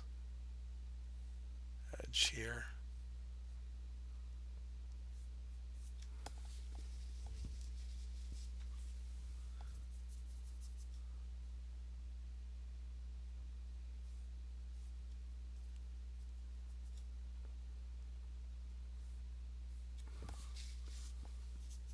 Okay, so this has a sharp edge on one end, on one side, and then it has a softer edge on the other. And so this really helps the eye understand what's going on when you treat those edges properly, because then you see it as it turning away from you quickly and then slowly flattening out again. And then it has this nice highlight here right next to it, which then tells you that the skin is fairly tight and turning quickly, so it's catching the light and really creating kind of a strong highlight there. And then the far edge is doing just the opposite here. So in a way, it's kind of creating a cylinder for you. It's gradating from the light in the middle to the dark on the edges, and then it's turning away from you fairly quickly. So all I did was, those exercises you have in art school where you draw a cylinder and you gradate the edges, and then it's light in the middle. That's exactly what I did there. So finally, after years of art school, I finally got to use something that I learned in the 10th grade. Okay,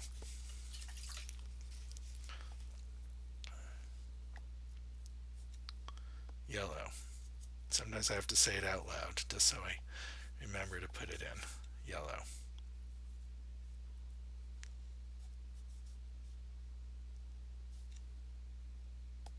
White. Okay. So I'm showing a lot of her anatomy on the neck, but I may decide that it's just too much and I may knock it back because I really want the focus to be in here in the face and not so much on the neck, but I do want the feeling of tension that she has, the way she has her head turned.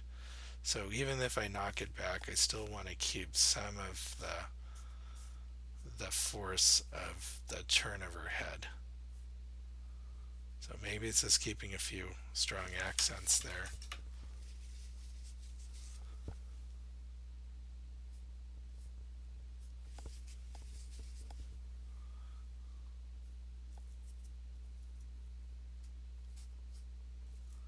Okay, need a darker orangey color here.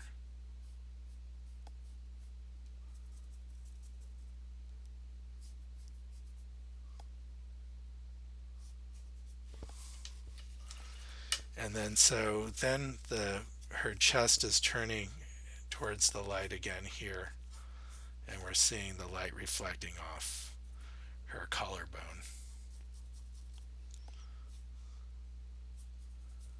And that's important because it gives a little bit of drama to this whole thing.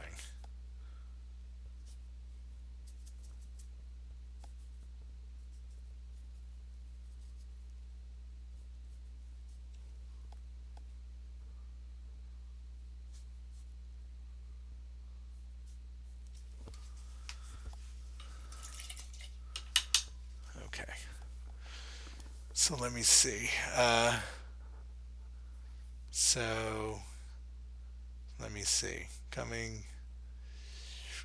So we got Anjanette with a few comments. Let me see if I can figure out where we left off.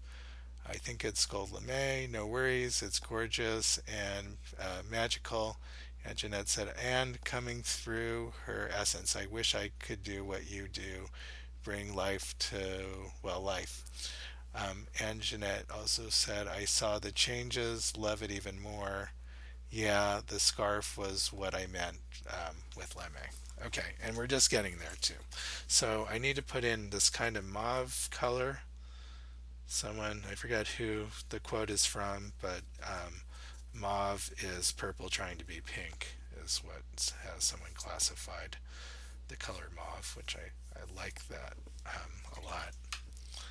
It really does feel that way. It's purple really trying hard to be pink.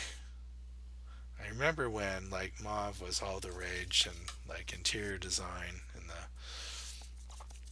I don't know, it was the late 80s, early 90s.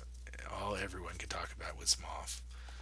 Mauve clothing, mauve walls, mauve accessories. You had to design with mauve and graphic design. It was a little bit too much.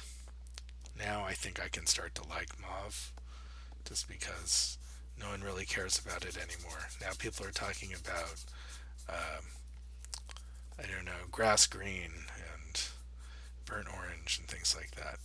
Okay. Yeah, that's the new color. I just was told by Etsy. The new hot color is burnt orange. Okay. Okay. I am starting to speed things up a little bit here. I have these larger areas of similar color that need to be blocked in, and I'm just going for it. Getting a little bit darker and oranger here towards the edge of this mauve jacket that she has on.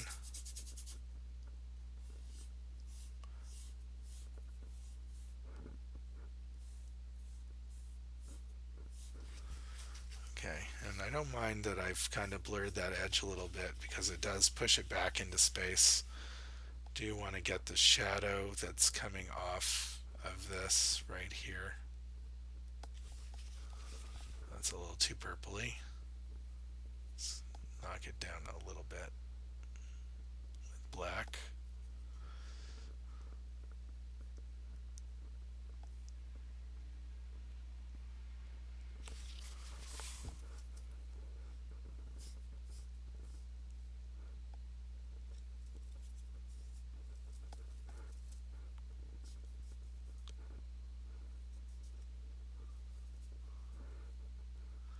Okay, I'm really looking for those kind of very subtle rainbow changes of color.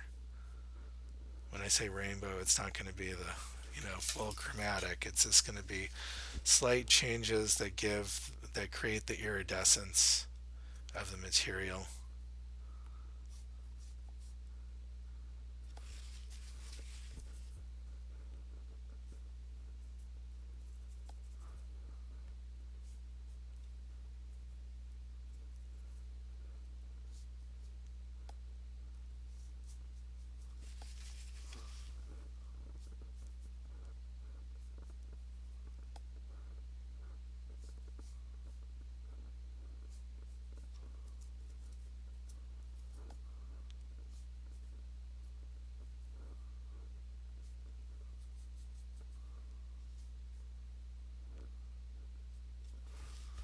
Okay, starting to feel it.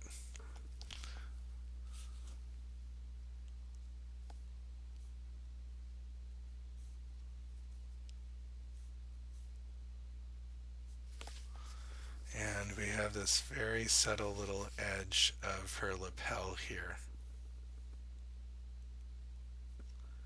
with a nice little crisp shadow.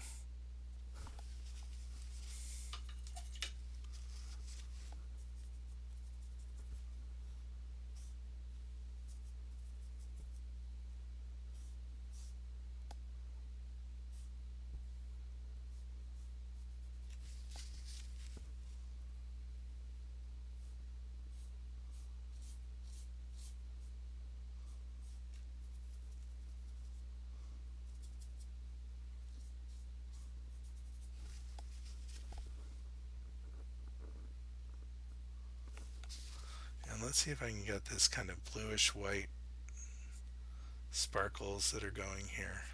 Really, that may be some hard notes for me to hit because they look so bright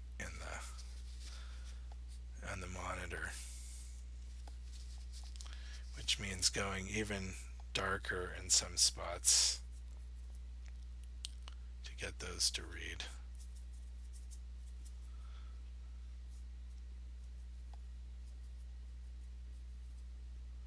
Yeah, a little bit of every color in that mixture there. Okay, so I can see this transition of the shadow right here needs to be softer. So I'm going to come in with some transitional colors to see if I can get that. I went a little bit too far, so I'm going to pull that back. Okay, that's looking about right.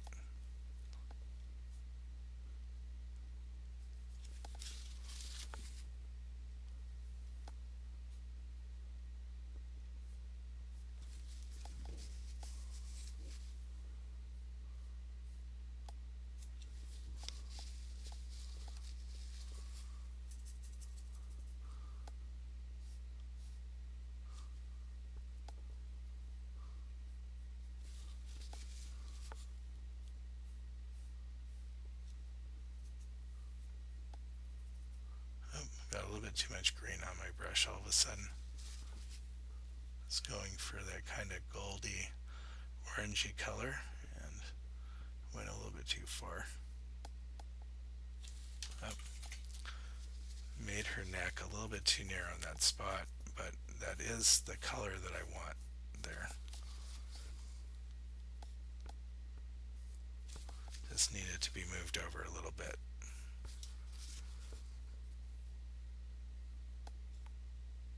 So this comes down here, a little bit of an accent, down, and maybe I had it in about the right spot, and I just needed to move that little shadow from her aorta. No, what is that? The jugular. Whatever that tendon is called, I really don't know. The beauty of anatomy is that you don't always, in painting, unlike a doctor, is you don't always need to know what everything is called. You just have to be familiar with it from a visual point of view. And since I'm bad with all those Latin names, latissimus dorsi and zygomatic arch and things like that, then um, I can just get away with knowing what it's supposed to look like. Does hinder me a little bit if I'm trying to teach it to somebody else, but um, that's not so horrible if I don't. Okay, let's soften up that, soften up this a little, deepen that shadow around her orbital.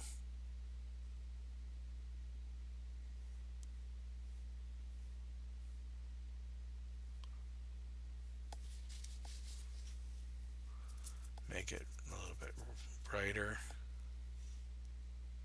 and lighter.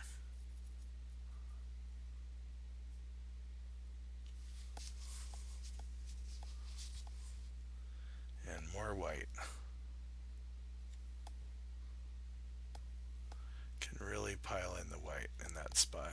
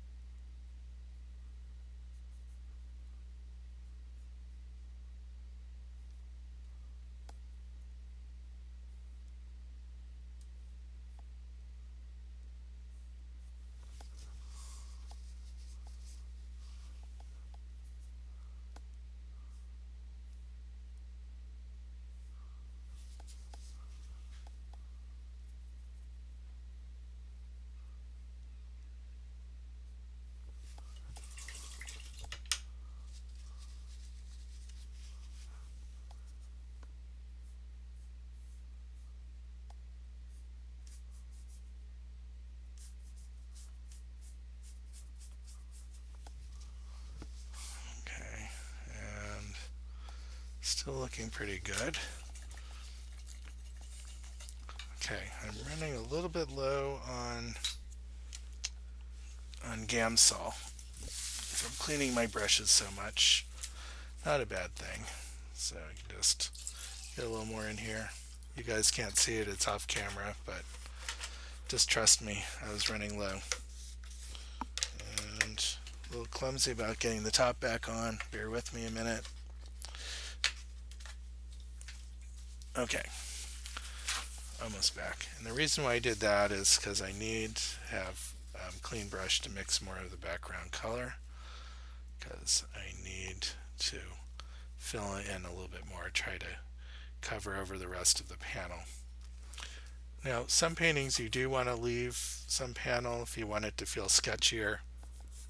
It especially, and I find this interesting, really nicely rendered paintings, features that feel really accurate, and then the background just sort of fades off into an unresolved background where it's left really open. And I particularly like that contrast. If the white panel works with what you've painted, or the white background, or if it's just a toned background and you just see the tone, then if that harmonizes well with what you painted.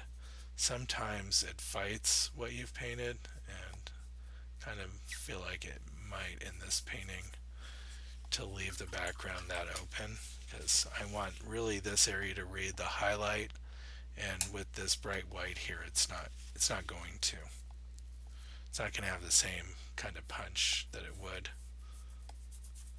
So really need to get the background in. I can have it be a little bit sketchy, showing a lot of the brushwork, but I really do need to kill the white of the panel to get everything to work. Get enough yellow in here and orange with the white. Keep it kind of on the bright side. And this is where you can have a lot of fun back and forth between the edges of the figure, the hair, the profile, the and the background. Really play with those edges. So here I do want it to go darker as I get closer to her jacket.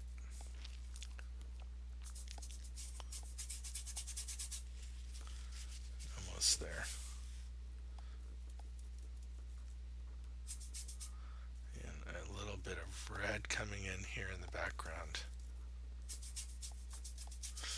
So I'm copying the photo a little bit in terms of the idea of what the background is doing, but I don't have to be a slave to it.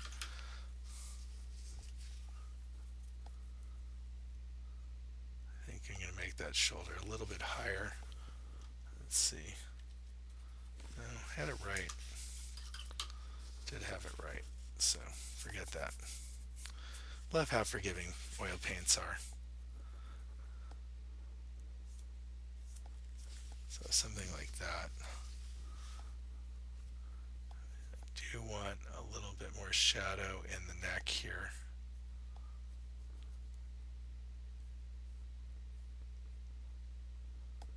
And then a little bit of a gap between that and the jacket. And then I think I'm going to pull this in a little bit here.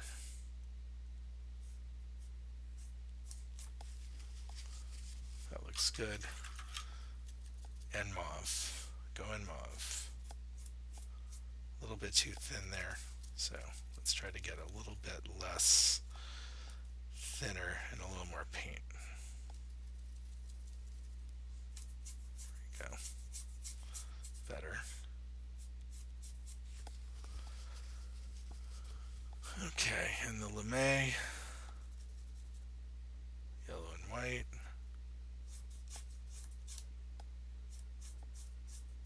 Trying to keep it loose. I'm just going to pull up this edge a little bit and sit it on the panel holder so I can paint that bottom edge nicely.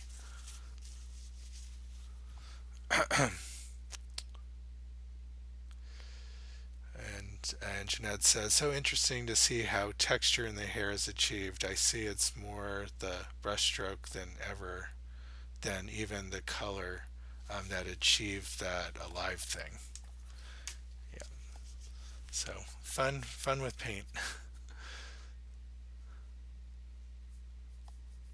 And I will get to that later. Just going to finish off what I started here. See, you got me distracted there. It's fine. But have to not go squirrel chasing. Okay, we got kind of this nice purple shadow lame something going on there. It's kind of hard to describe, but I'm just painting what I see.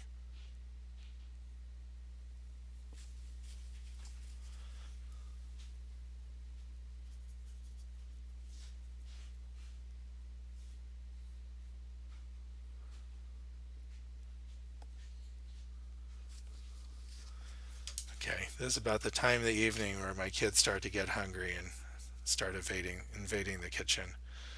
So the migration has begun from upstairs down to the kitchen area. I have to keep everything well stocked, so for those out there that have teenage boys, you know what I'm talking about. Oh, water. Can you pour me a glass of water? Can you pour me a glass of water? I think that would be great. Thank you. Getting a little parched here. Great, thank you.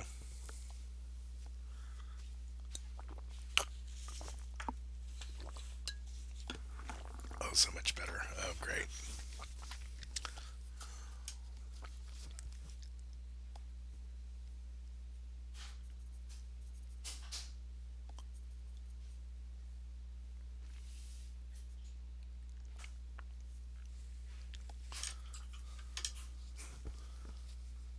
Okay, so thing that I'm gonna finish off the hair, but I need to resolve some of the inaccuracies, for lack of a better term, inaccuracies in her face that I'm seeing.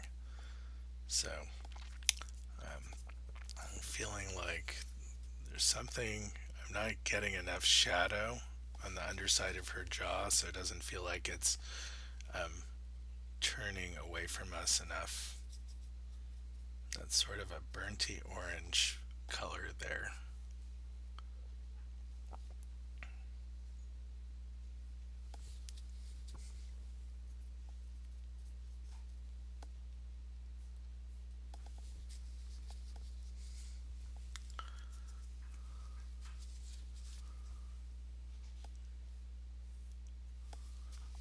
Okay, and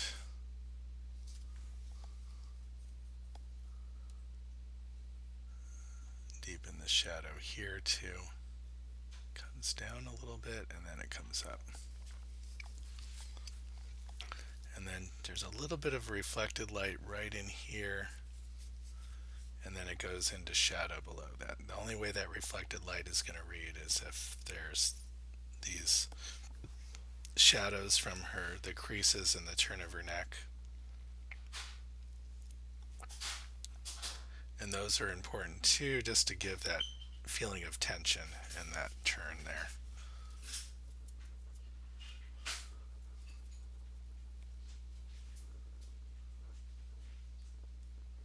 Do I have the right color? Okay, I obliterated that one. Let's do it again. That comes all the way down to there. This one comes around the edge.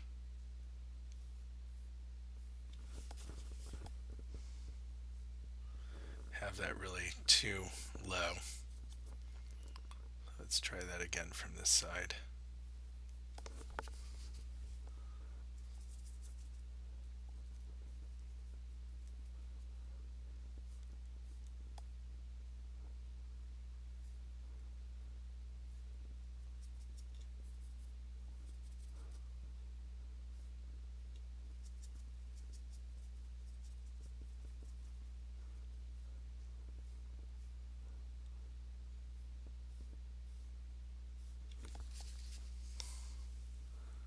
Okay, let's see if I can get that accent here to work again. Too red. Let's try a little more black. No, not quite red enough, but somewhere in between.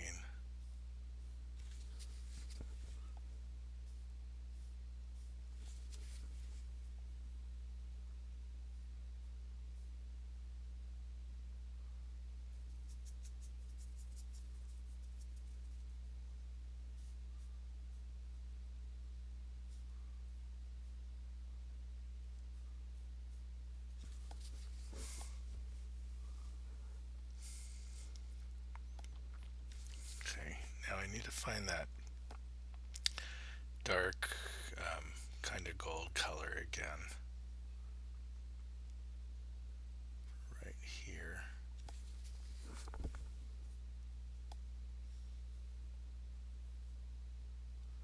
Orange and black might get me there.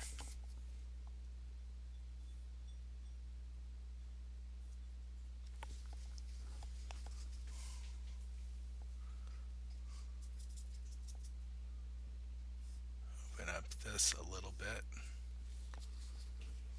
That's not too bad.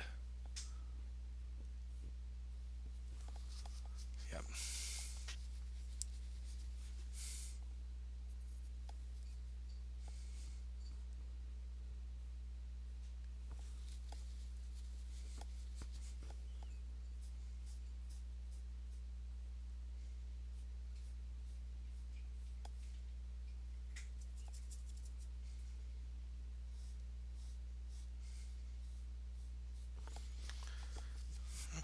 So I really want this to feel fleshy, and it's not with kind of all the marks that I have going on there. So I need to soften it up a little bit.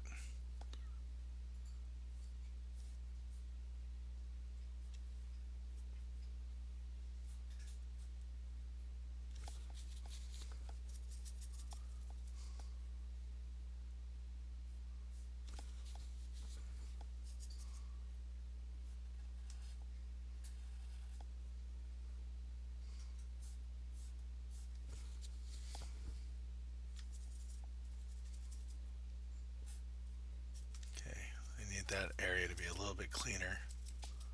When I say cleaner, meaning that a purer color.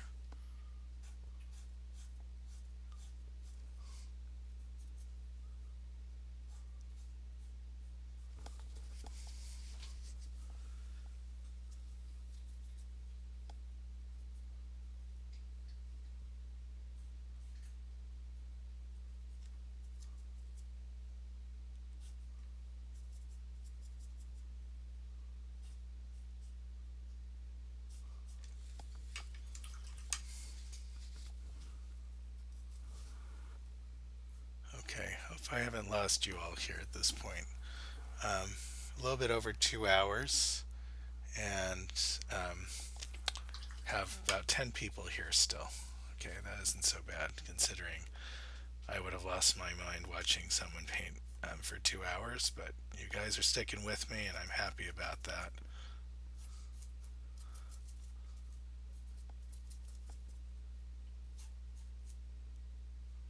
Don't want to go too dark here because I still want that feeling of light hitting on her chest. I think that's still doing it as long as I keep my accent marks here. Redder, purple.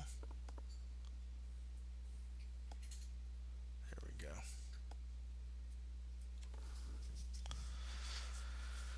Something like that. And I feel like this tendon is just a little bit thicker out here than when I've made it. So I'm just going to broaden that a little bit.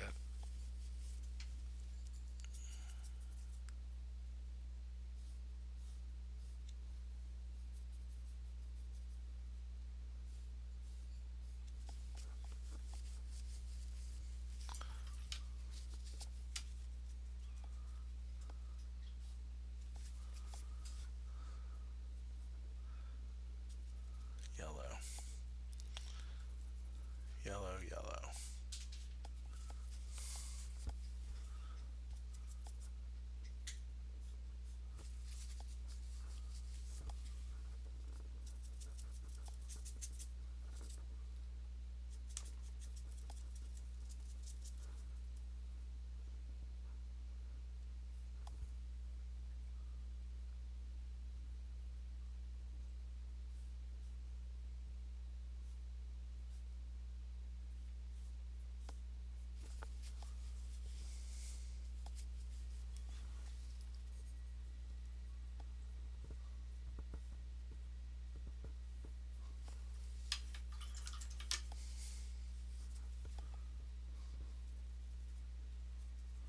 Okay, I'm running out of white here, so at some point I have to stop and recharge my palette.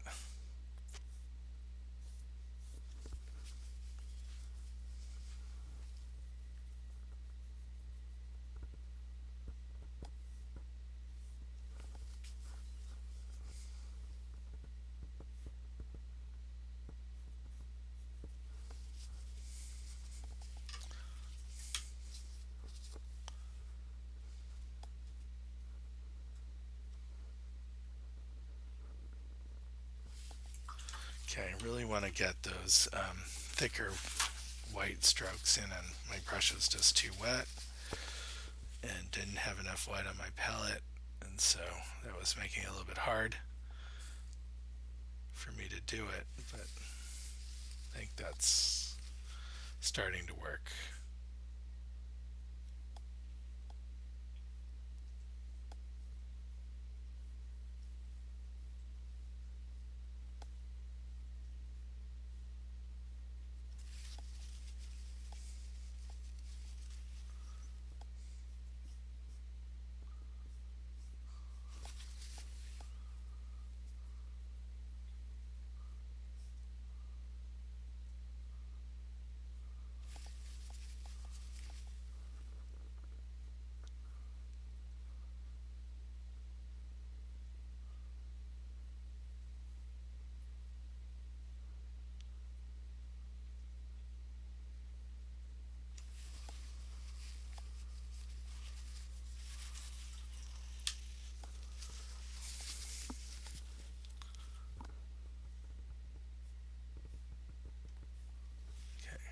important that I get the sense that the form is turning on this edge of her chin. Otherwise, it's not going to look right.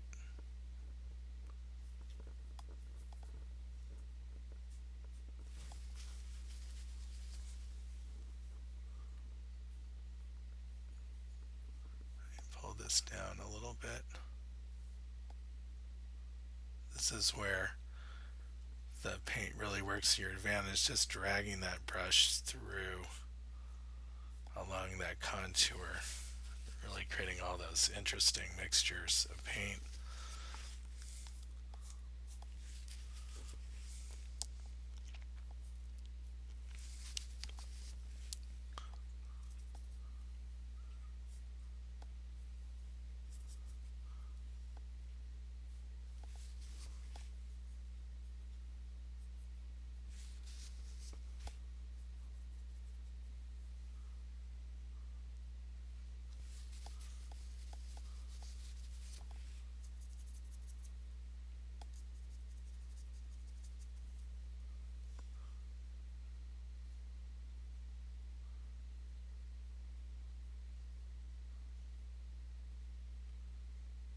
So really need to slow down here again after a flurry of painting.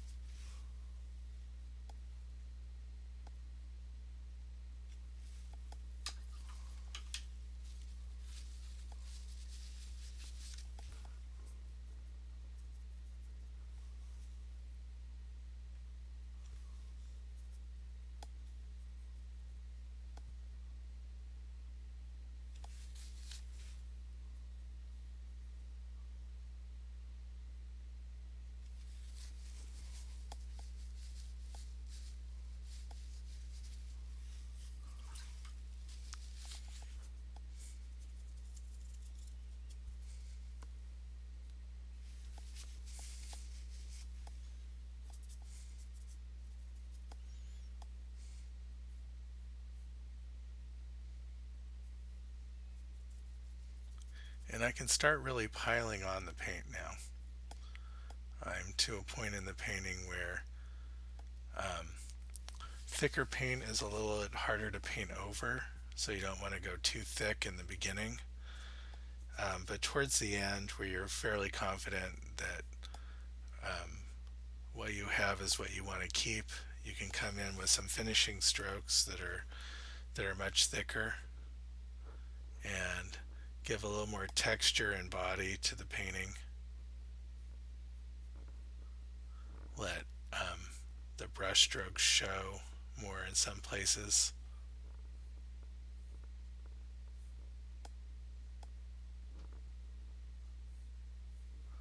So here I do really want to get kind of some finer lines to feel the strands of hair. So I can use the edge of my brush kind of in a lighter way.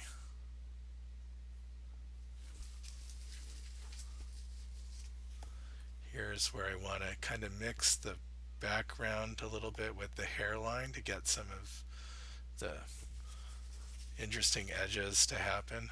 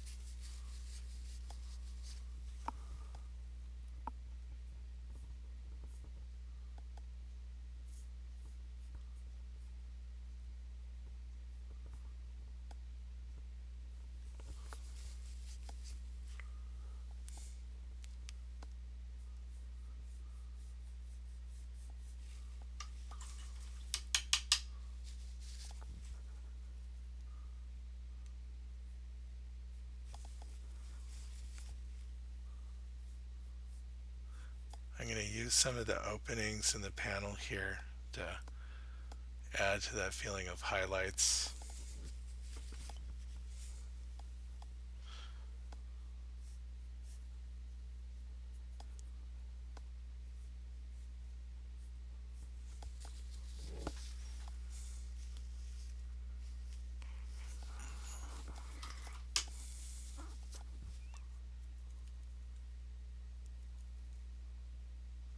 Yellow.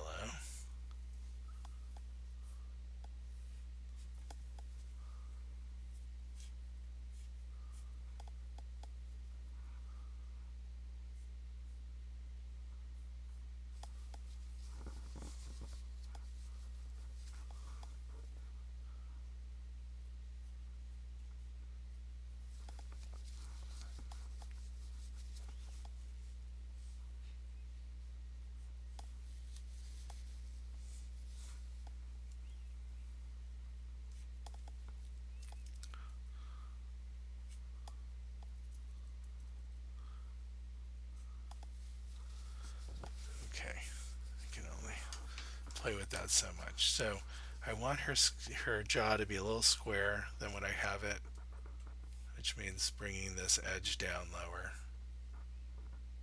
and then bringing this lower also. Bring in a little bit more light up in here. So just little adjustments like that take some time.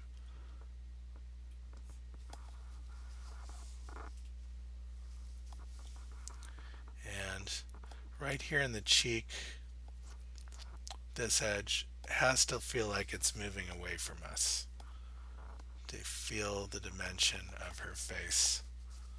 It's not quite there yet. There's some texture there and change of value. And then in here, I have too much going on. I'm going to soften that up a little bit so that you feel more what's going on here along this edge. There's this little triangle. I don't even know what to call it. I see it in a lot of people's faces. It's right below. It's where the cheek and the side of the nose and the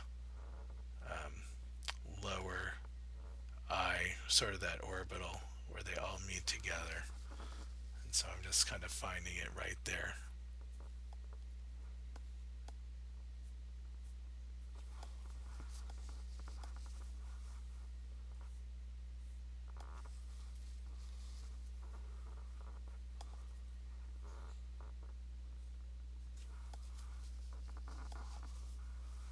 Then I want to soften that up as I move into the broader cheek. Can really follow the direction of the form here. Then I have this other sort of swooping shape that comes down and around.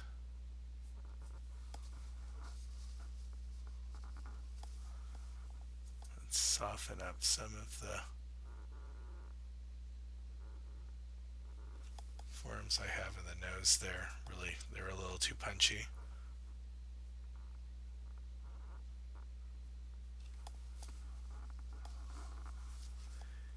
And if I can, come with some pure white right on top of that yellow.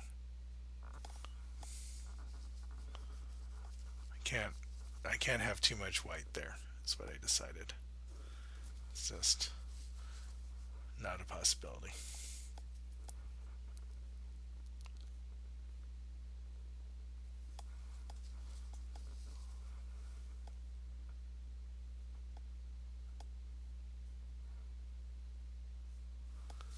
And if I want to, there's just a hint of blue right along the edge of the nose there.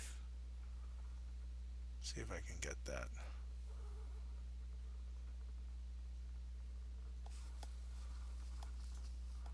There's probably a little bit of that somewhere else.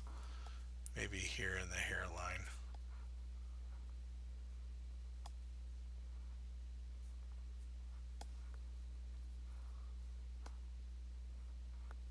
It's almost little spots of white.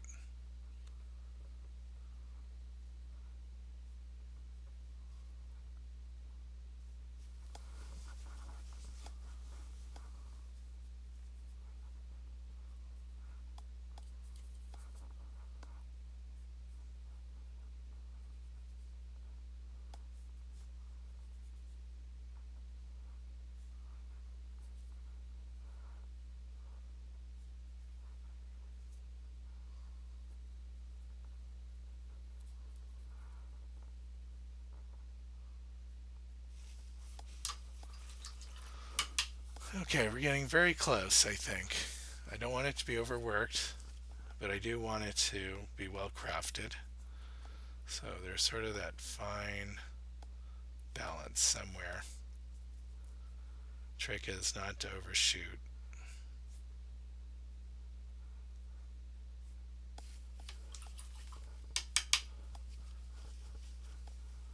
Okay, I'm going to put a little more white on the palette here.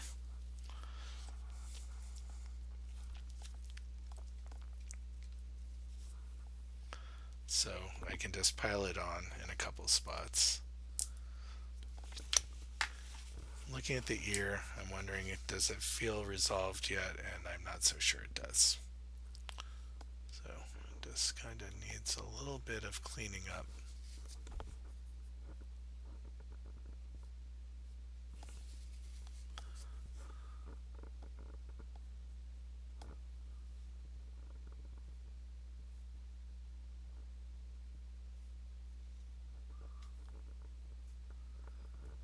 And I do want to put a little bit of her jewelry in too. Let's get a little bit of yellow going in that white there, or I'll be sorry later.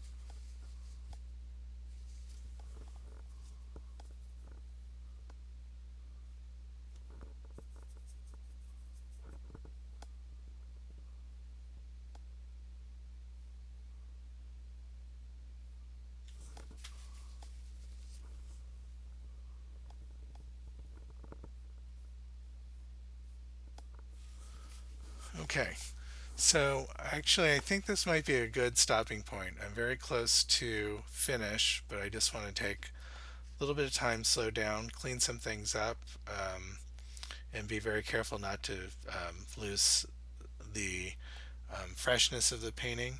And so at this point, I am going to sign off. I encourage you to, um, if you're not subscribed to my channel, I encourage you to so that you can be notified when I go live in the future or if I post a new video. Also, you may not know with YouTube, you also have to click on the notification bell if you want to be notified every time. Otherwise, it decides when you get notified. Um, for me, if I really want to know when a channel is posting something or when they're live, I will click on that bell so that I will get notified each time. Others, you don't want to have that notification pop up with every little video and some of the things you're following. I'm not one of those channels that you don't want to be notified about. Okay, so enough said about that, and thank you all for watching, and I will post the finished painting to my Instagram page, and will at some point also post a time lapse of this. But this whole live demo will be kept on my YouTube channel for posterity. You can watch it whenever you want, or if you're just coming here after the fact, you can watch the whole thing. Or if you're listening to this, you've already watched the whole thing. So anyway, have a great night. Thank you all for watching. I'm not sure if I am going to do this next week. I'm going to a conference and I may be traveling. So if so, I will see you here in a couple weeks. And thank you all for watching and have a great night.